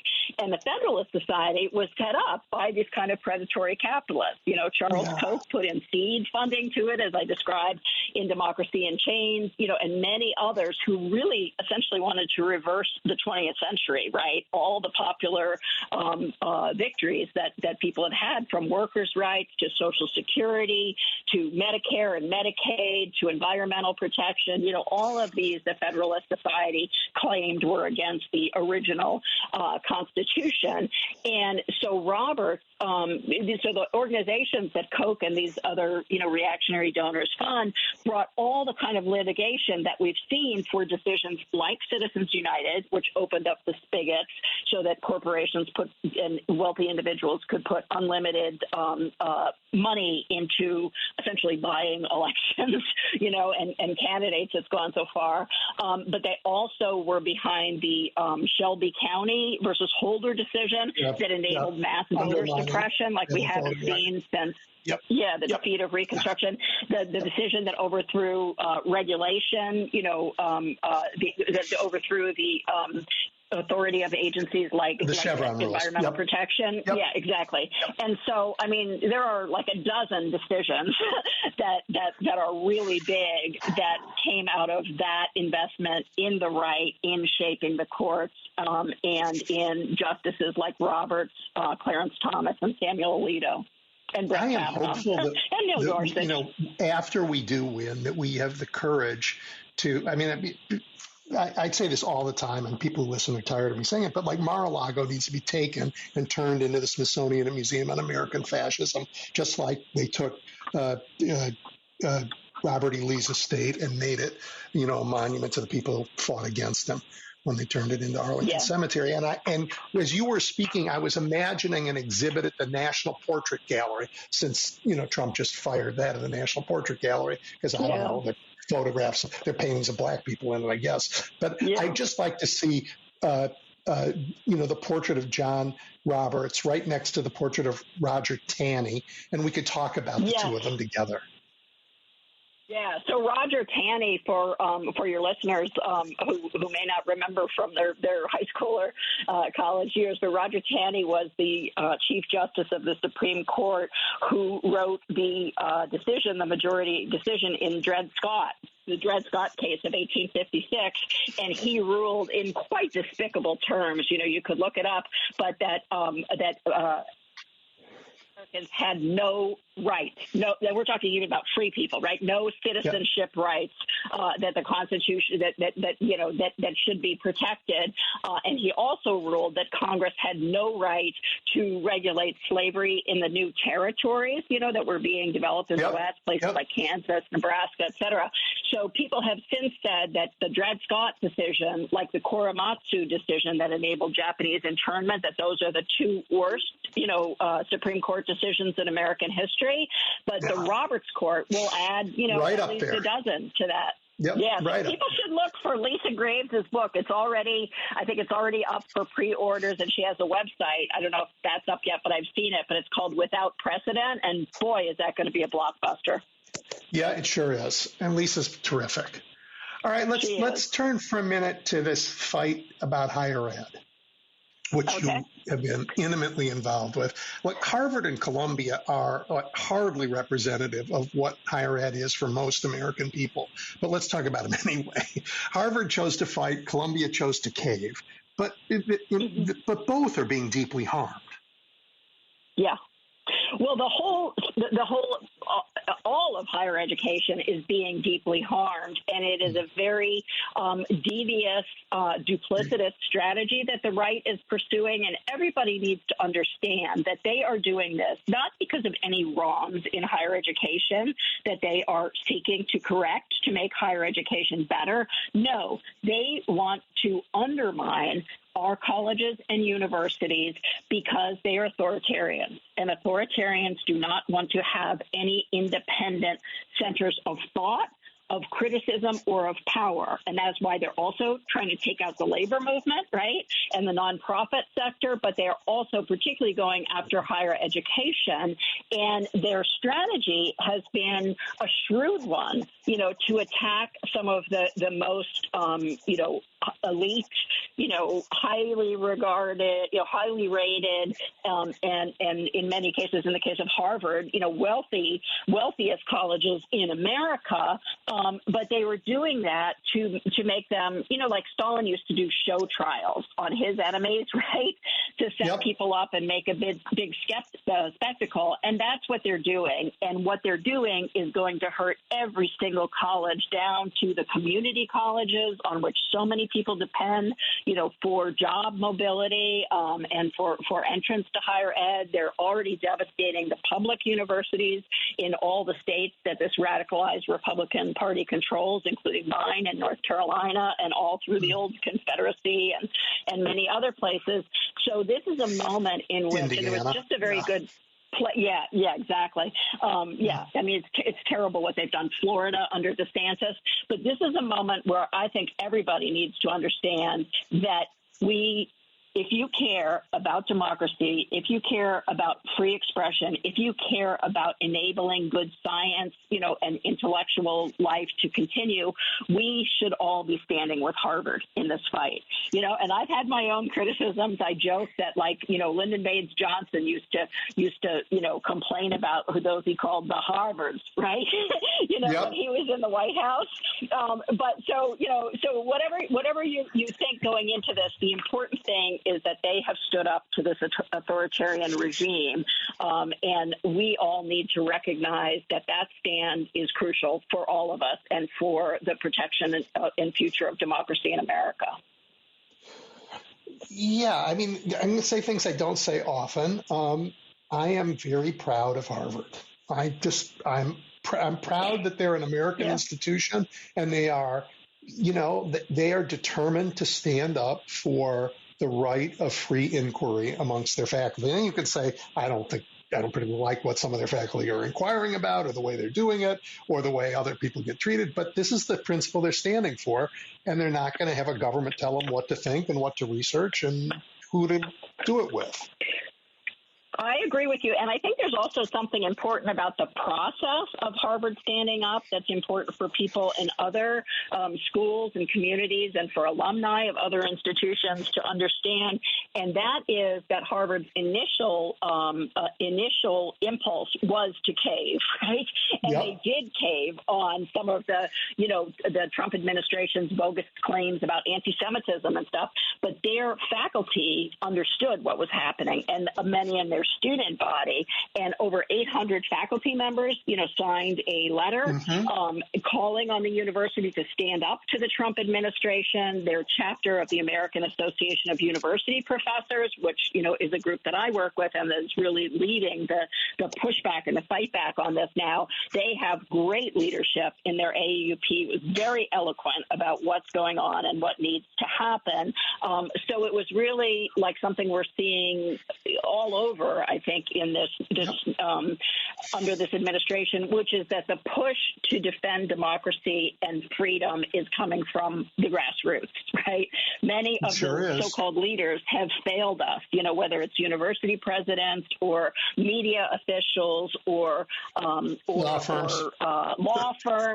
Many of them caved, but it's this pressure from below that is leading, some people to break with that capitulation and take the stands that they should. Nancy, I have a very good friend who is a terrific scholar, and I'm not going to mention his name, but he says, look, we live in a political time and a political world, and I care about my university and I want to defend it, but I think we have thought too broadly about what academic freedom means. We went from the freedom to pursue knowledge without interference into a right of on-campus political speech and protest. And he thinks that will always create a backlash that's dangerous. And he suggests that universities, like most businesses, should focus on what they do and tell their faculty and students if they want to do politics, that's what the streets are for, and they can do it elsewhere. What do you think of that? I disagree with that, and I think that is a misreading of the whole history of education in the U.S., particularly in the 20th century. I think that, in many colleges, people who are older are coming back to college, et cetera, so I don't want to overgeneralize, but American democracy has been reinvigorated by student activism with, sometimes faculty allies again and again in our history. In the progressive era, that was the case during the Great Depression. That was the case in the 1960s with the Civil Rights Movement. That was the case. The women's movement, environmentalism, all of these things come, and it makes sense. You bring people together. They're living together. They're exploring ideas. They're reading state-of-the-art research, and they're thinking together, So it makes sense that they would also sometimes protest on their campuses. And, I think that some of the things that people in the 1960s did, maybe, boomerang, yes. But, they were protesting a system which, again, the southern states practiced a form of apartheid, right? They sure did. Northern states were complicit in that. Many institutions were still excluding African Americans and women up to, the early 1970s, or, really subordinating them, in absurd ways. So those protests on campuses really helped to correct biases and problems that were already there and to open up higher education to so many more people and so many more insights and so much more knowledge and so many more views. And so I think that we should celebrate the democracy that exists on campuses as we celebrate the democracy that is practiced elsewhere, and sometimes that can be messy or noisy or whatever. But, hey, it's nothing like, I live in Durham, North Carolina. I teach at Duke. UNC, when they win football games, they've had students who jump over a bonfire when they win and fall in it, right? And we don't have alumni saying they shouldn't do that. That's so disturbing, So I think that we need to get a grip, and be grown-ups and realize that, protest is a good thing. I teach the history of social movements. Almost every great improvement in this country has come from social movements, protest, organizing, et cetera. Nancy, we're out of time, which is a shame because I actually want to ask you about a constitutional convention. We're going to have to talk again and have that conversation. All right. Sounds good. Great to thank you so much. Fascinating. I really appreciate it. Okay. Bye-bye. All right, everybody. That's Nancy McLean. Go buy her book, Democracy in Chains. You will definitely learn an amazing bit about the intellectual history of the right wing in America. We're going to take a break, and when we come back, Dean Baker is going to join me, and we're going to talk about the economic issues. When facts matter, you turn to WCPT 820, Chicago's progressive talk. A fair balance where the facts come out. Real news, real talk. NBC News Radio, I'm Lisa Carton. Officials with the Department of Homeland Security say they executed 4 search warrants during Friday's ICE raids in Los Angeles. Nearly 50 protesters were arrested Friday evening after federal agents staged immigration raids at clothing stores and other locations earlier in the day. Hundreds of protesters gathered outside the federal building in downtown L.A. after the raids. It sows a sense of terror in the community. Los Angeles Mayor and California Governor Gavin Newsom both condemned the raids. The man accused of firebombing a pro-Israel demonstration in Colorado is now formally charged with a federal hate crime. Mohammed Solomon made a brief court appearance in Boulder Friday. He's accused of injuring 15 people with Molotov cocktails and a makeshift flamethrower during a protest last Sunday. More from NBC's Morgan Chesky. Terror suspect Mohammed Solomon facing a judge and a laundry list of charges. The 45-year-old Egyptian national watching as prosecutors charged him with 118 criminal counts. Federal court filings say Solomon shouted "Free Palestine" as he threw firebombs at Jewish demonstrators. Billionaire Elon Musk's net worth dropped this week during his feud with President Trump. According to Bloomberg, the Tesla CEO's net worth fell to $334 billion as of late Thursday. On Friday, Forbes reported it rebounded to nearly $400 billion thanks to a slight recovery in Tesla's stock. It's the second largest loss that Bloomberg's billionaire index has ever seen. Musk's net worth comes from his stake in Tesla, where he's the largest individual shareholder, but he also has major holdings in SpaceX, Neuralink, and the Boeing Company. Rod Stewart says he has to cancel and reschedule his next 6 U.S. shows while he continues to recover from the flu. I'm Lisa. This is Chicago's Progressive Talk, 820 AM, WCPT Willow Springs, and online at WCPT820.com, where facts matter. WCPT 20th Anniversary Replay, 2015. Hey, welcome back to Out Chicago. We're talking about hair. Hair? And you know whose hair is always going to be on topic? Hillary. Yes, Hillary Clinton. You know, just because she's a lady, we got to talk about, how old she is, what she looks like, and what she's wearing. Never talk about men's hair. We don't do that at all. But hey, but she threw her hat into the ring, officially announcing that she will be running for president in 2016. I say yay. Scott and I love her. That is awesome. You know, I want her to actually be the Khaleesi. I wanted to have her, like, just unleash, like, you know, all over Congress. I just want her to unleash her dragons. She ain't going to put up with any, you know what? No. No. Those memes that were running around of her, like, on her BlackBerry, the I got this meme, that right there is enough reason to vote for her. That's right. Keep listening to WCPT 820, because facts matter. Alexa, play WCPT. WCPT from TuneIn. You're looking at the big picture with Edwin Eisendrath on WCPT 820.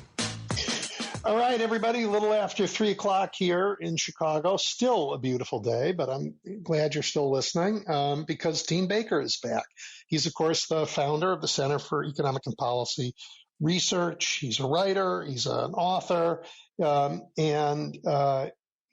As I think I said last time, I think he's now this show's resident economist. So I'm grateful that Dean joins us and helps us understand what's going on. Hi, Dean. Hey, Edwin. How you doing? You know what? I think I'm doing okay, but I am really interested in your thoughts on a couple of things.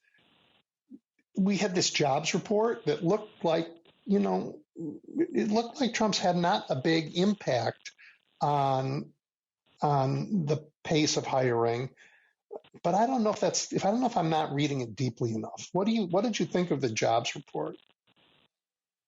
Well, it wasn't a bad report. I'll say right off, it was better than I had expected. Not hugely. I mean, I wasn't expecting a horrible report, so I wasn't expecting we were going to lose some big number of jobs and the unemployment rate would jump to 5%. I wasn't expecting anything like that. But, it was more than I had expected. And you wouldn't have surprised me. I always give my wife my numbers, before the report comes out in the morning, and I'd said 4.3 for the unemployment rate. It stated 4.2. I should point out it was 4.244, so it almost rounded to 4.3. But anyhow, not a big deal. That's trivial. And I think I told her 87,000, so we ended up with 139. But there were big downward revisions to the prior 2 months' data, so they were revised down by 95,000. And just to be clear, because in the Biden years there were these conspiracy theorists saying, they come out with a phony number, and no. That's not what's going on. That's the way they do the survey, that they give you the numbers for May, this is early June, based on the companies that had responded to their survey by the start of the month. And then they get more responses to the survey. And sometimes those make the number higher. Sometimes they make them lower. So it's not a conspiracy. It's just, we should note that it was 95,000 less jobs than we thought were created in the prior 2 months. So long and short, it wasn't a great report. It certainly wasn't a bad report. No one would look at this and say, "Oh my God, we're spiraling into recession." But there's definitely some warning signs there. The unemployment rate for black women rose to 6.2%, which is the highest it's been since February of 2022, just as we're early in the recovery. The unemployment rate for people 21 to 24 was at 8.2%, which is high. And again, this story that I think most economists would agree on this. Young people are disproportionately going to be hit by a slowdown because they're the ones most likely looking for a job. So we're seeing that. 675,000 people reported dropping out of the workforce. Again, a strange thing.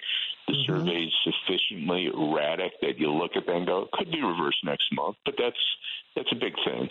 So there are a lot of things in there that sort of raise questions. Probably the biggest one to me, and this sounds quirky to people, but it's something economists have looked at, myself included, of course, the percentage of unemployment that was due to people voluntarily quit their jobs. So people decide they're leaving a job, they don't have another one lined up, so they end up being unemployed for a period of time.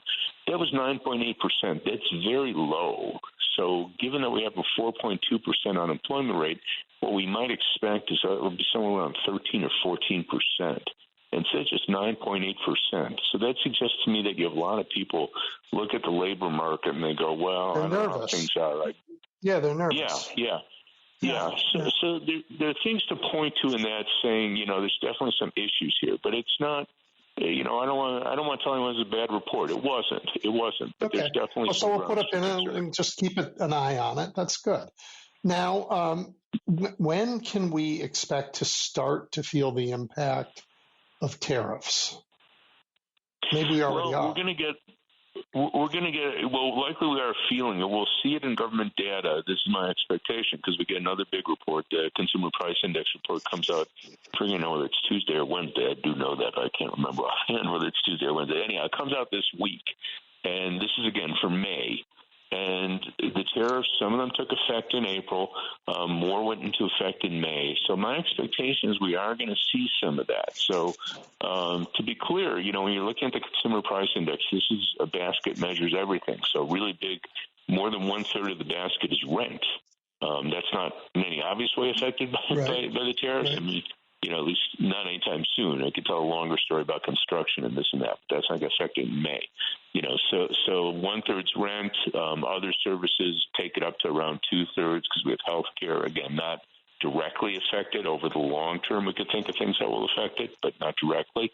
And then, you have the items that are affected by tariffs, things like cars, like refrigerators, like clothes. And I expect we'll see more rapid increases in those prices. So that's likely to show up in May. Now, it doesn't mean, we're going to see the inflation rate of 1% for the month. Again, we'll typically look over a year. But, I mean, how much did it go up 1 month? Probably not 1%. But it wouldn't surprise me if we see something like a 5 or 0.6% increase for the month of May, which is a big deal. I mean, it's money out of people's pocketbooks. And, again, what you worry about is, is it going to be more down the road if we bounce back to our 50% tariff on EU goods? And, I don't know where inventory suspended at 144% or something. I mean, hopefully that won't happen, but who knows? And what about the impact on people who work in our ports, people who drive trucks? The goods that aren't coming in. I mean, we should see the balance of the international balance of trade change a little bit. It probably has. Yep. Yeah, no, it has. It has. And it's one of these things it's just striking so that you can track shipping from East Asia, China in particular, obviously. And that fell through the floor in April, when we had the really high tariffs in place. And then I believe it picked up again in May, but not back to its pre-tariff level. So we're still looking at considerably lower flows of shipping. This is mostly the West Coast ports. Some of that I'm sure ends up on the East Coast, but mostly West Coast ports. So there were stories where you had, because a lot of the truckers that drive this stuff, that they're basically on call, so they don't even get a paycheck unless they get a load. So you have a lot of independent drivers that go down there and wait. And they're waiting, it turned out for nothing in many cases back in May. Now, I think the situation has improved some, but we're definitely seeing much less come in. And one of the things that we get monthly data on the trade deficit, and we got the data for April, and had plummeted because our imports had plummeted. And obviously, if we're bringing less in, then there's less to move. So that's going to be kind of the front line, the dock workers and the truck drivers. I suppose some goes by rail, but in any case, they're seeing much smaller flows because of the tariffs and reduced imports. Okay, let's turn to the reconciliation bill, which is the big beautiful bill. If you listen to Donald Trump and if you listen to me, well, that's just literally the title, by the way. Yeah. But what really it is, the title of the bill. I know. But what it really is the legislative enactment of Project 2025 into law in every possible way, and it's absolutely terrifying. So let's just talk about what the economic impacts of that will be, and I'm not even sure where you want to start. You could talk about what it will do to the deficit. I kind of want to ask you a little bit about some of the healthcare impacts, but start with what is it going to do for debt, the deficit, things like that? Yeah, well, I'll start with the deficit. Yeah, we're looking at deficits of 6 to 7% of GDP. To be clear, it doesn't mean a huge increase in deficit from where we are today. We get sometimes caught on this, what's the baseline, in other words. So what we would have seen is some reduction in the deficit because the tax cuts were scheduled to end at the end of this year, this calendar year. So at the end of 225, the tax cuts, the individual tax cuts, just to be clear, not the corporate tax cuts, the individual tax cuts that Trump had gotten through back in 2017, those were scheduled to end. And what we're saying now is they won't end, if they pass this. And that will mean deficits on the order of $2 trillion a year, somewhere around 6 to 7% of GDP, going into really the rest of the decade, into the next decade. And those are large deficits. Be clear on that. Again, I'm the last one to be a deficit hawk, but I couldn't say that's not a large deficit. And I was just talking to a friend of mine, another economist, and we're saying one of the big concerns. So I'm not going to say it's a disaster because we're seeing deficits about that size today. But one of the big concerns is we will get a recession. So I'm not saying we necessarily will get one this year, although I would rule it out, but we will get one sometime, and that's going to raise the deficit. So if we're starting when we have a healthy economy with a deficit equal to 6 to 7% of GDP, $2 trillion a year, we get a recession, we're talking about 8 or 9% of GDP, a deficit on the order of $3 trillion. That's serious money. And what I worry about is we get a situation where we have a really large deficit and we get a recession and everyone goes, oh, my God, well, it'd be nice to boost the economy. Let's have a big stimulus plan, get the economy going again, put people back to work. But we can't do that because we have this really large deficit. And I think that's a very, very realistic concern. So I'm not going to say the sky's falling, But I'm going to say it puts us in a very bad situation because we are going to get a recession sometime, whether it's this year or next year. We have a strong economy for 4 or 5 years, and we need to use a strong economy to build for the future. And you're saying we're not. We are just making no provision for when we might need it in the future, making it harder to provide if something happens. All right, let me ask you this, and I'm going to ask. One other thing there, though. One of the things I always tell people is that, the big thing in terms of, if we're worried about investors, and foreigners, are they willing to buy our debt, have confidence in the U.S., that depends on us having a strong economy. And what we're seeing now, things like, chasing away all our scientists, like canceling research funding, telling universities they can't bring in foreign students, we aren't going to have a strong economy. That's, to my mind, the biggest thing. So that coupled with the deficit, Argentina could run a real large deficit, and then it gets massive inflation because no one wants to buy Argentine bonds. So that's the situation. We're not about to turn Argentina tomorrow, but this is a path to Argentina. Well, when you have a Peronist in office, what do you expect? Yeah. So, no, that's kind of the story here. And it's not a pretty picture. I want to talk about what they're doing to healthcare and what that means to people. And let me just play you a clip of Senator Langford this week trying to explain that no one's being kicked off of healthcare. Paul, will you play this little clip? People are screaming and saying, hey, it's kicking people off Medicaid. It's not kicking people off Medicaid. It's transitioning from Medicaid to employer-provided health care. So, yes, we've got 10 million people that are not going to be on Medicaid, but they then are going to be on employer-provided health care. We think that's a better option for the taxpayer and, quite frankly, for their families as well. And so we're still arguing through all those different pieces, trying to get as much as we can done. But as I say, this is a step that we're going to continue to chip away. We're not going to deal with a $2 trillion overspending all in one moment. We're going to have to chip away at this to be able to get the votes to be able to do it a piece at a time. What's he talking about? So the trick with Medicaid is they want to put in work requirements. And the story he's telling, it's wrong for two big reasons. The first one is, okay, we have all these people on Medicaid who aren't working, so we're going to tell them that, okay, if you want to keep getting Medicaid, you have to work. Then if you work, you'll get health care through your employer. So the two big parts of that, two reasons why that are wrong is, first, the vast majority of people who are getting Medicaid are working. Their people aren't working because they have disabilities, some have child care issues that keep them from working. But the overwhelming majority of people on Medicaid are working.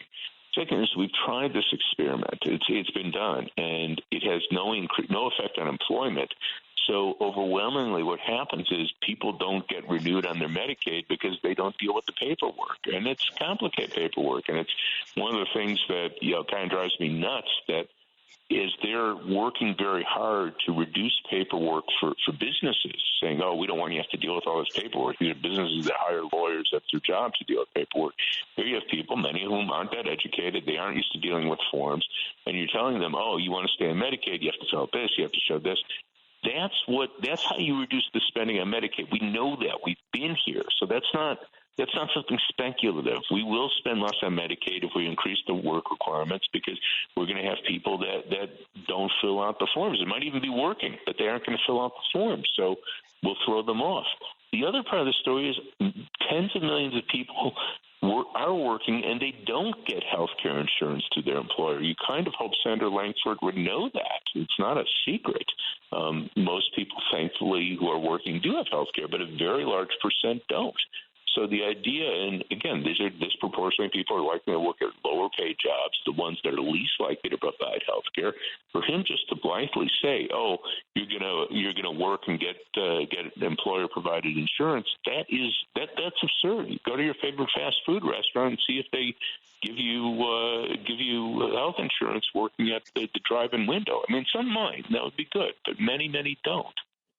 So they're saying, look, it's good for the country for the private sector to pay for insurance for 10 million people rather than the public sector. That'll save us money, and that's a great thing.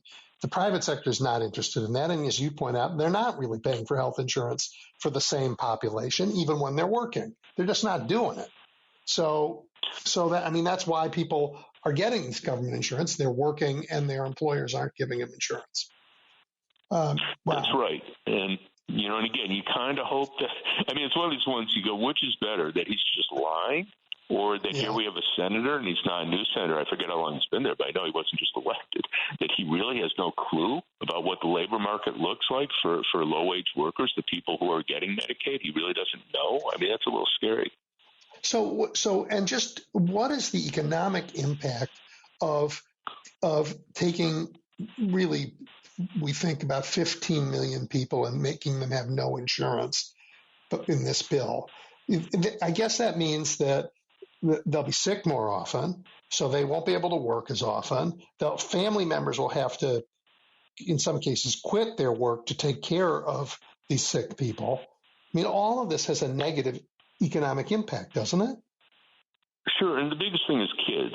So they like to make it, we have these lazy people, and again, very few of them are late. Most of them are working, and with few exceptions, the ones that aren't working have issues with disability. And again, there are some child care, varies by state, some child care exemptions. You have a 1-year-old at home, you might not be working because you have to care for them. If you paid for child care, they wouldn't pay to work. That's reality. If we had better child care, then maybe more people would be working. But the biggest thing is we are overwhelmingly talking about families with kids. And if you cut the parents off, you're almost certainly cutting the kids off.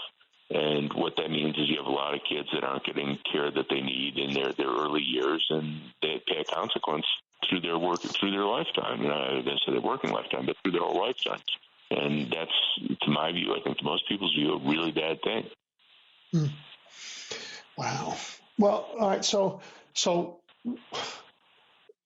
I just, and then we're going to have bigger deficits, and then we're going to do what? This is extend these tax breaks because they get what benefit for the country? I don't even know what benefit they have for the individuals. You tell me, Dean, if Elon Musk had to pay $10 million in additional taxes in a year, if he had to pay $100 million in additional taxes in a year, what way would that impact his lifestyle?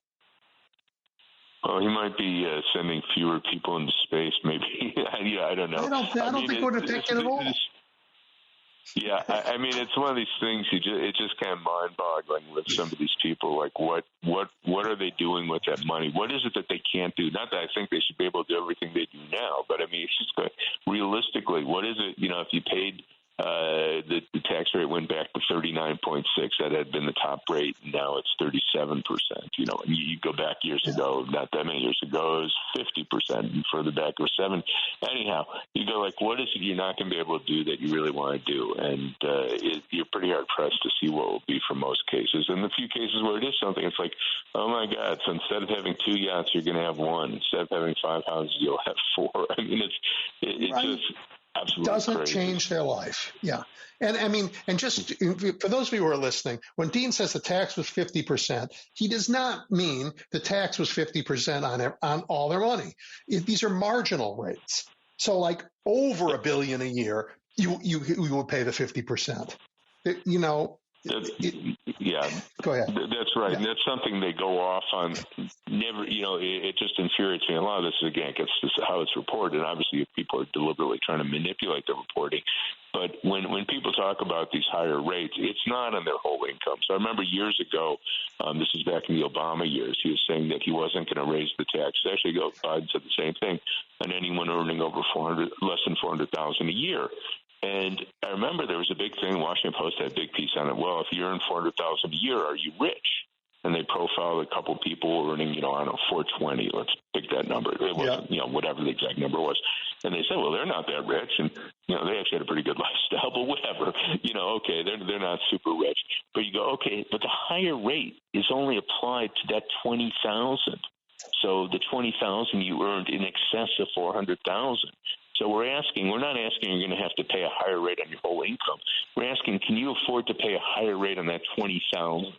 and you're going, I forget the increase we were talking about, but let's say it was 4%. So 4% of 20,000, that's $800. So it's just a stupid discussion. You know, it doesn't matter whether they're rich or not. They can afford to pay another $800 in taxes. Which we have not done a very good job of explaining all of this, and that's on us. I have a different question, and I don't know who to ask this except an economist, and it may not be something you can answer. But you know, there's this effort in Washington now to turn cryptocurrencies into and have a crypto reserve, whatever that means, to turn them into something that I don't think they ever were, because it's not a currency. It's a kind of an asset in a way. I don't understand what they're doing, but I suspect it's all money laundering. And I just, can you? Yeah, crypto has no use except for basically, money laundering or more broadly criminal uses. Because the original idea it was going to be this alternative currency. It's not stable. It is just waste and corruption. You know, if Elon Musk were serious about his Doge, I realize he's on the outs now, but if he were serious, he'd apply his chainsaw to crypto, because what the hell is this? And again, the one serious use, it's been around a long time now. So just last year, someone came up with the idea. You go, okay, maybe I'll have some idea. But this is 16, 17, 18 years. There's the only use, and I may have said this one on your show before, that suppose I'm holding someone for ransom. I say, hey, I want $20 million. So the old days, they'd have to go out and get their $100 bills. So that's 200,000 $100 bills. That's a lot of money to carry around. It's kind of obvious. You go to the bank and give me 200. It's pretty obvious that something weird going on here. So you're going to call a lot of attention to yourself.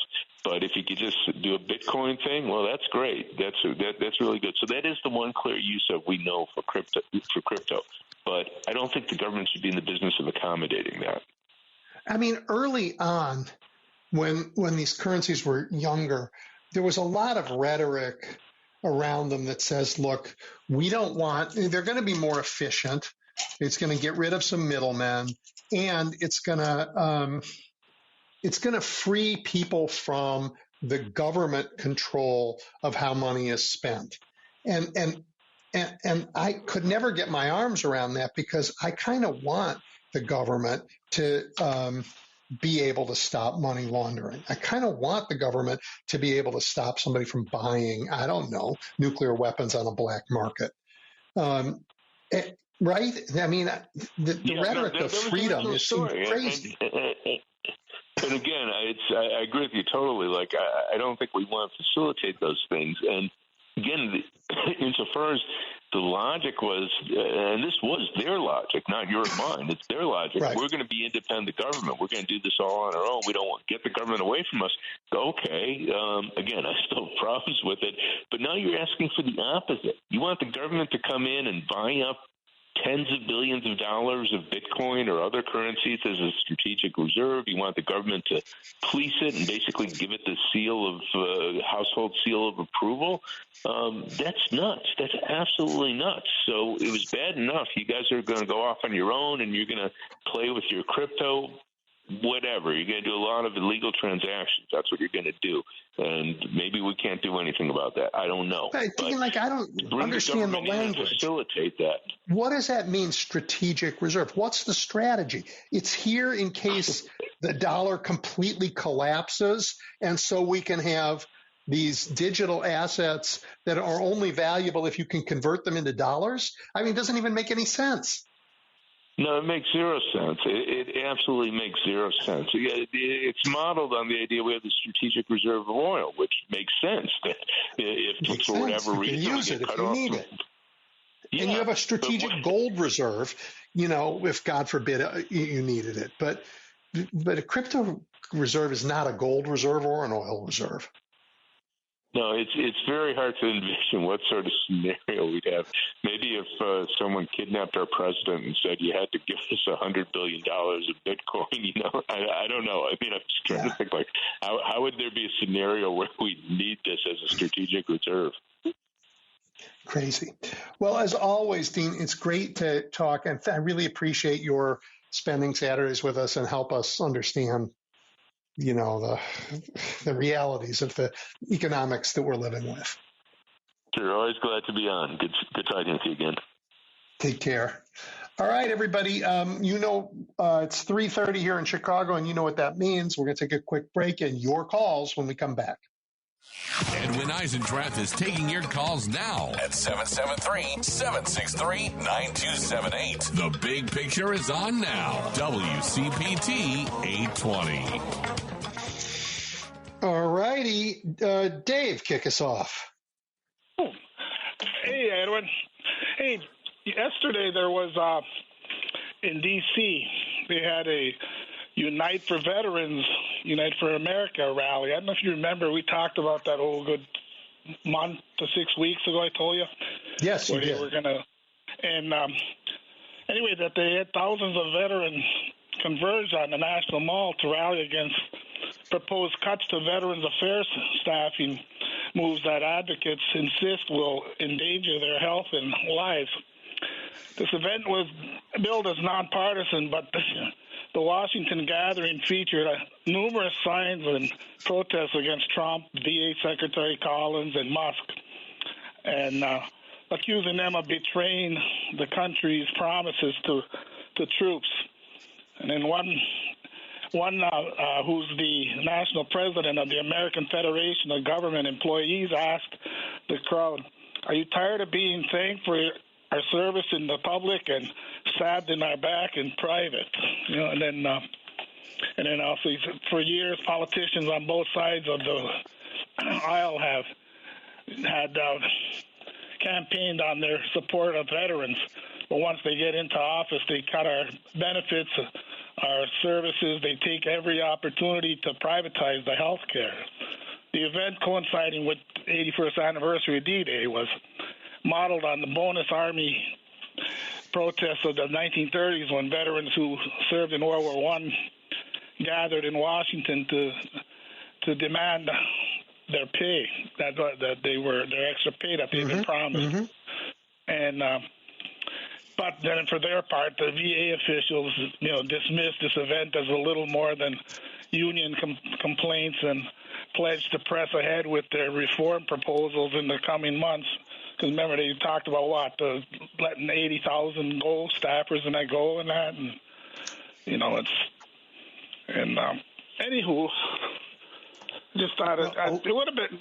Nobody kind of talked about that one. I mean, there was all this other stuff in the news, it's so hard for people to, for stories to make it above the noise, right? I mean, because. Mm-hmm. They're masters at controlling the news cycle, for sure. Hey, thank you, though, for bringing it to all of our attention. Appreciate it, Dave. Edwin, be well. Yep, you too. All right, Jim. Hi, Edwin. What sticks out of my mind is the Vice President of the United States giving a dying Pope a theology lesson representing the Antichrist in Rome. I mean, that was amazing to me. And it had to be corrected by every Catholic priest from here to Timbuktu. And any kid that's had catechism by the fourth grade knows better than J.D. Vance with that spiel that he put out. But what's interesting is it feels to me as if American history is being thrown out the window and some kind of a weird European history of the Bolsheviks, the fascists, you name it. The feudalism, monarchy is creeping back into the conversation. It's so strange. I don't know how you feel, Edwin, about it. I feel like J.D. Vance is a fraud, and I'm not discounting his experience of faith. I'm sure he has it, but to experience faith is one thing. To understand the dogma of the religion that you are requires a different level of work, and he isn't willing to put in that work, so he makes stuff up. But he made some stuff. But anyway, what kills me is the Catholics have been reliable Democrats. Edwin. I mean, reliable. I was raised in I've got 65 first cousins, and none of them ever took a Republican ballot in their lives. If you go through history, the Catholics have voted Democratic resoundingly since Andrew Jackson. That began to change. It began to change with Reagan. It began to change with the politics of abortion. And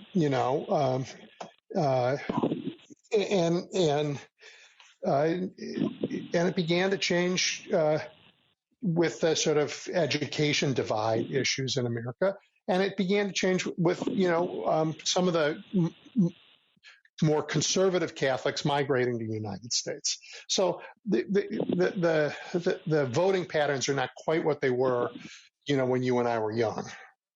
All right. Well, they better get back to voting Democratic. That's all I can say, because the midterms are like the life raft of what year will that be? 2026. It's a life raft from.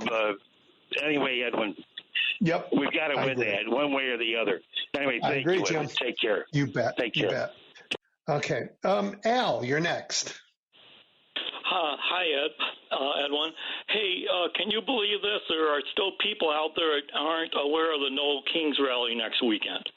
And I can believe it. I mean, so tell everybody about it.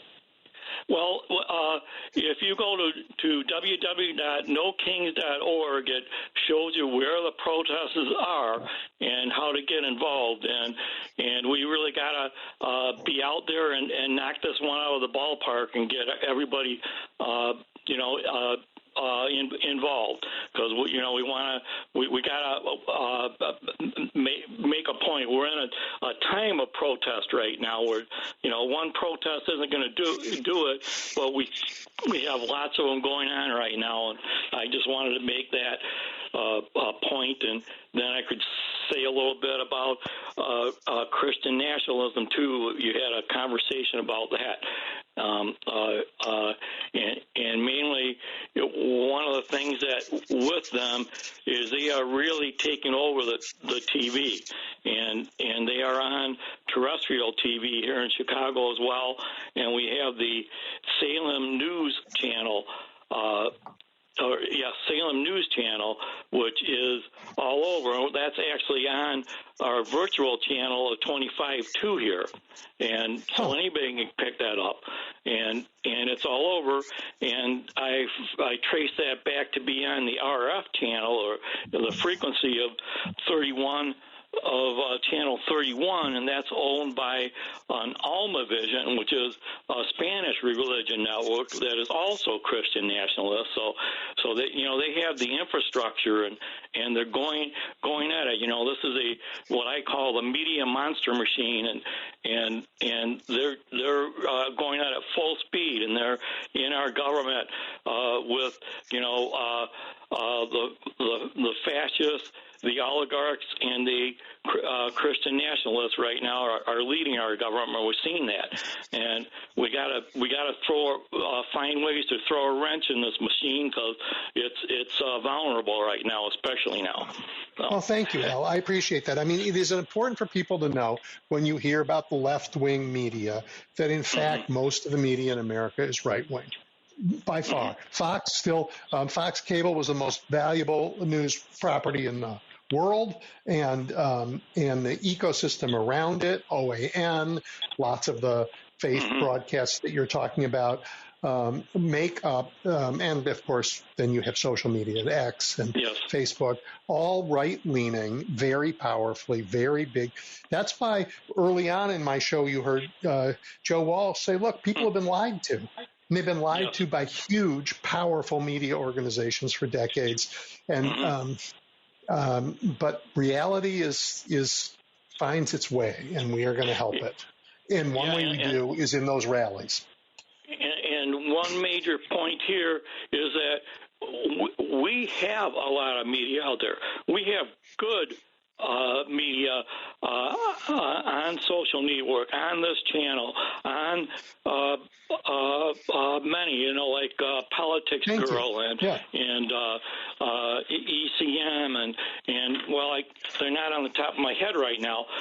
Many podcasters, and so the truth is there, but we got to get above their noise, and we got to throw a wrench in it, and now's the time to do it. Thank you so much. I really appreciate that, Al. Okay, and NoKings.org and Indivisible.org too also has a lot as well. And then there's 5051, which stands for 50 protests, 50 states, one movement. All of those are websites where you can find out how to get involved. Thank you, Al. Really appreciate that, and I'm very important that people know about them. So thank you. Sure. All right, Paul, you're up. I would say that Bill Walsh, I wouldn't say he was inspiring. I would say that it's like when your kid comes home and says, hey, I made it to school on time, I turned in all my homework, and I didn't get in trouble today. Oh, good. Hey, tomorrow's another day. The one thing about, and I'm glad you mentioned it just in the last call, is that I do not accept the idea that we've been fed, they've been fed lies. The maggots, we've all been fed lies, Edwin. It's like, when the cafe is serving crap sandwiches, some people like crap sandwiches, but I don't eat them. See, you consume lies. How come you are not affected by the lies that we've been fed? And I'm not. Well, that's a really fair question. Let's explore it. It's a fair question. I don't watch Fox all the time. I mean, if I did, who knows? We're all impacted by socially constructed reality in some way, and if you just live off of in that Fox ecosystem, there's plenty of research out there that there was a study where they took people who watched it all the time, and they got them to agree not to watch it for, I think, 3 weeks. And they measured their political views, and their political views changed in those 3 weeks. Yeah. They became less detached from reality. And then they went back and watched it again and returned to the crazy fold. So, I mean, you and I choose not to watch that, I guess. But sometimes that's what's on in people's homes. Well, it wouldn't change my mind. I would say that people tend to, and I understand the effect you're talking about because Jen Senko wrote the book "The Brainwashing of My Dad," and that was sort of what you described. Yeah. And I've talked about that. But the thing is that people tend to consume the things that confirm that what they wish to believe. I mean, there's that effect too. But let me move on to this one thing quickly. So everyone's getting to the same conclusion without wanting to mention it. We know what's coming, Edwin, but no one wants to certainly not reply to my emails when I ask. So, Edwin, if I could still have eyesight, I'd be arming up. I really would, because we know what's coming.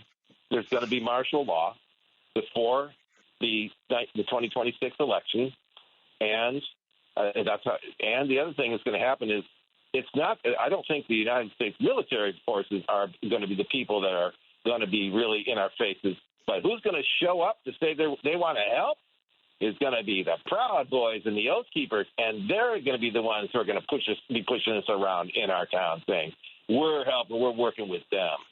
That's the bullying that's going to take place. And so I don't know.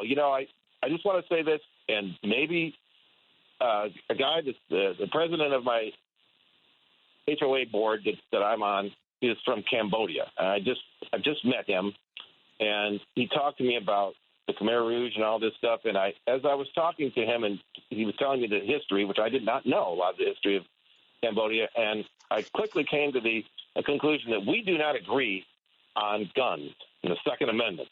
He would not agree with me that I don't like the idea of guns, because he would say, that's what happened is when the communists came in, and there's two kinds of communists. There's the Chinese-backed communists and the Russian-backed that if when you don't have guns anymore, that's where things go south for you. And when he and his family ran to Thailand to get out, they had a bunch of weapons with them, and the Thailand, they said, no, you can't bring these in here. And they said, well, we don't want to leave them because the border is just, here's Thailand, here's Cambodia. It's not like a fence. It's a line. It's an imaginary line, and they're coming after us too.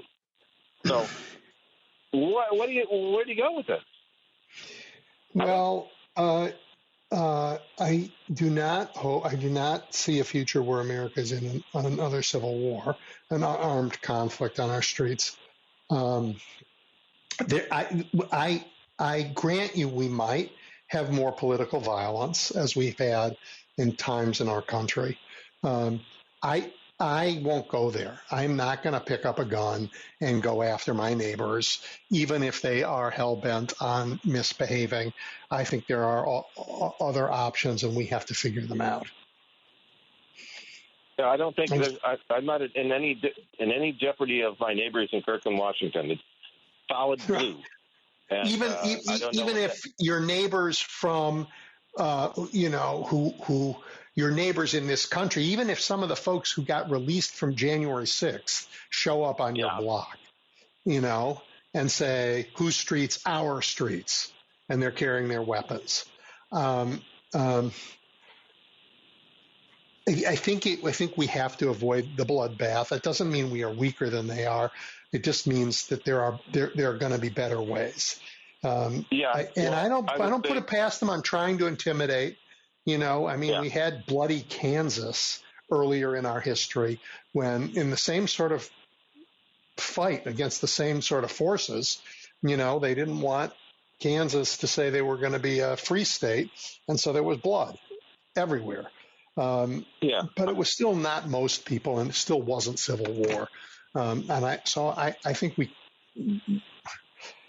I don't know. Maybe I'll just be a martyr. I get it. It's a quandary thought, and I think that the Oath Keepers, or the January 6ers that have been released, if they showed up here, they would be kind of in the same situation as the Crusaders making their way toward the Middle East. They end up in places where just no one would feed them and no one would give them a place to stay. So it's like I think that's true about a chunk of Chicago too. Yeah, it's like and by the way, our city has plenty of places, plenty of arms in Chicago. No kidding. So I don't expect it, but I don't really expect that to be a battle. But I do think you're right in saying there's no bottom to what they'll do to stay in power. I agree with you on that. They will do everything they can to stay in power.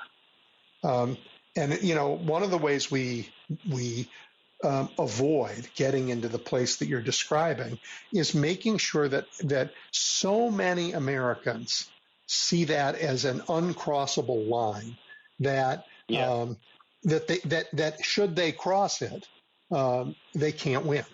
They just can't because of the overwhelming outpouring of horror. Let me just finish this point. Is that is the line that Trump wants us to cross to justify what he'd like to do, is to say, oh, now I have to do this. To push it to that point, and that's where he would get the. I agree with you, Paul. I agree, and we are seeing early examples of police state behavior where they're trying to get us ready for it and try and get us to think it's somehow normal that people show up in military fatigues and break into a workplace in order to get somebody who's actually working, for gosh sakes, in a business, and they could have, arrested a person in 1,000 different ways at their workplace. They didn't need to send in an army, but that's what they're doing to try and get us used to that site. And we cannot say that that's ever going to be okay in our streets. This is not a police state. You don't get to turn it into one. Yeah. No. Yep. All right, Paul. Thank you. Thanks, Edwin. Herbert. Yes. Hey, Edwin. How are you? Thank you. I am well. Yeah, Yes, I was listening to your guests. You guys were talking about taxes and the economy. And one thing I never hear our radio hosts say or talk about is how the Republicans don't really care about the economy or the New Deal. They've been trying to get rid of the New Deal for as long as I've been knowing Republican Party, and I'm 78 years old. And, it just don't make any sense that it is not brought up that the Republicans do not want the New Deal. They want to get rid of it. I'll say it. The Republicans want to get rid of the New Deal. The MAGA folks in particular, they really want to get rid of it. And for the reasons that Nancy McClain talked about earlier on this show, they want unfettered capitalism so the richest people can do whatever they want without regard to the consequences. And the New Deal, Herbert, as you know, was in response to capitalism running amok and creating the Great Depression. And I'm a capitalist, but I think you have to create the conditions for it to be successful, and the conditions for it to be successful for the most people, not just a few people. And then it works very well. But that's what the New Deal tried to do, and it created a period of growth and stability unprecedented in American history, unprecedented in human history, created the biggest middle class ever. It would have been bigger had they allowed, had it been available to all Americans. It was not, as you probably know as well. So they didn't get it all right. But these guys want to roll it all back.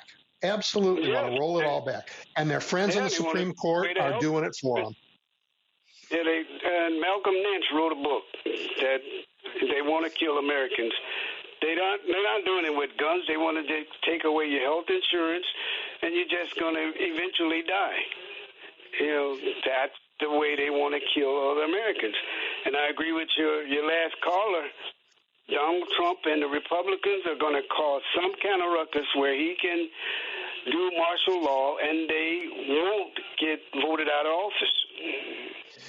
If he does martial law, he will be voted out of office 80-20, because Americans do not want to live in a police state. So, let's be clear about that. Let's say it every day, because you don't want them to think, oh, if I do martial law, I'm going to be elected. Now, on the contrary, I think it's true. Americans don't want it. They just don't want it. They do not want to live in a police state. That's never been us. Well, I hope so, because I know I do. And I hope everybody don't want to live that way. I know it's some that do, but they want other people to be policed. They think it won't happen to them. But that's not how police states work. That's why the people voted for Trump. They figure it's not going to happen to me. Well, here we are. We have to raise our voices, and I'm glad you called, and I'm glad you are part of this fight. Yes, thank you. All right. You have a good day, man. You too. All right, bye. All right, before we sign off for today, I want to just say, again, how important it is to take some time to turn your brain to something that isn't what I've just been talking to you about for 3 hours. I see Denise, you've called. I'll get to you in 1 second. So to just read a book, take a walk, clear your head. For me, it's, both reading a book and walking with my dog and playing the piano and noting that the Cubs today beat the hottest team in baseball, Detroit. Those things are just helpful to get grounded for this battle we are in. We won't win it if we're short-sighted or if we're just in a rage all the time. We'll win it if we're smart and if we're tough. Okay, Denise. Hi, Edwin, long-time listener. Thank you. I guess I'm not as hopeful as you are. As a senior African-American woman, I have lived a long time and seen a lot of things, and I have never seen this level of divisiveness in the 20th and 21st century that I've lived. And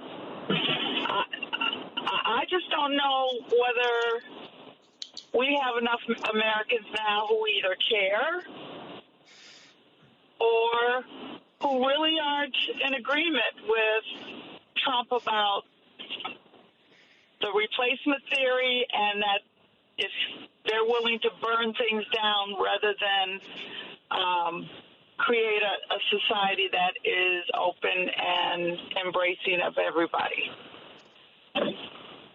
Yeah, well, Denise, I know it feels that way because the nakedness of their hate is so out there, so visible. Because, you know, there was a time not that long ago when if a president said, you know what, you can keep posters in this office of General Lee, but you cannot say anything about Jackie Robinson, that people would have been more outraged. And we don't hear that outrage right now because there's so many things to be outraged about. But if polling means anything, and it gets things wrong a lot, the great majority of Americans are appalled by this administration, by all the things it's actually doing. The issue is that people don't all know what they're doing, and they're lying so much about what they're doing. And you just heard early, 10 million people aren't getting kicked off of Medicaid. They're going to be on private insurance. That is a lie. Right? It's just a lie. So people don't really know. But if they knew, they would hate it.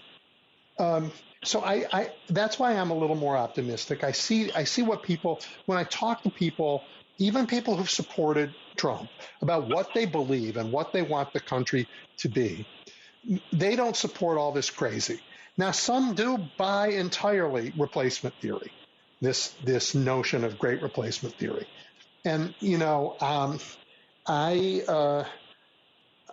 think that's silly, contrary to history. Doesn't understand who invited the immigration to our country. But regardless, we are better off for it. We're a stronger nation it's not like the people who are here were having big families. The country needs to be big and strong. And everybody who's come here has come here because they want to be here. Well, I mean, recently immigrants came here because they want to be here, right? And make contributions. And I might add, the people who were brought here in chains who didn't want to be here have made remarkable contributions to America.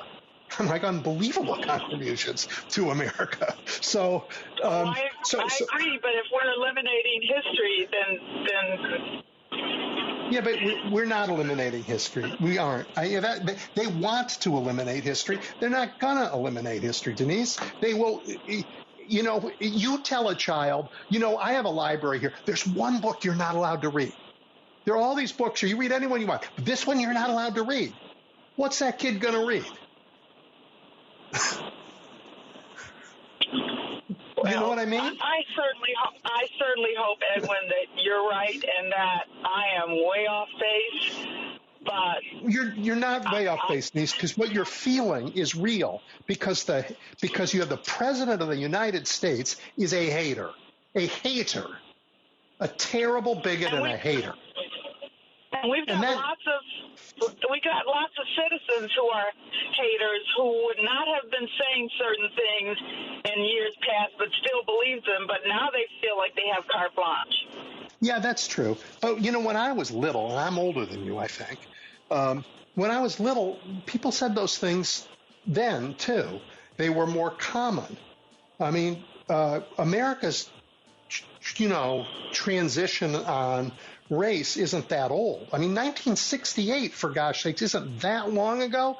And that was the first election where black Americans were legally allowed to vote in the presidential election across the whole country.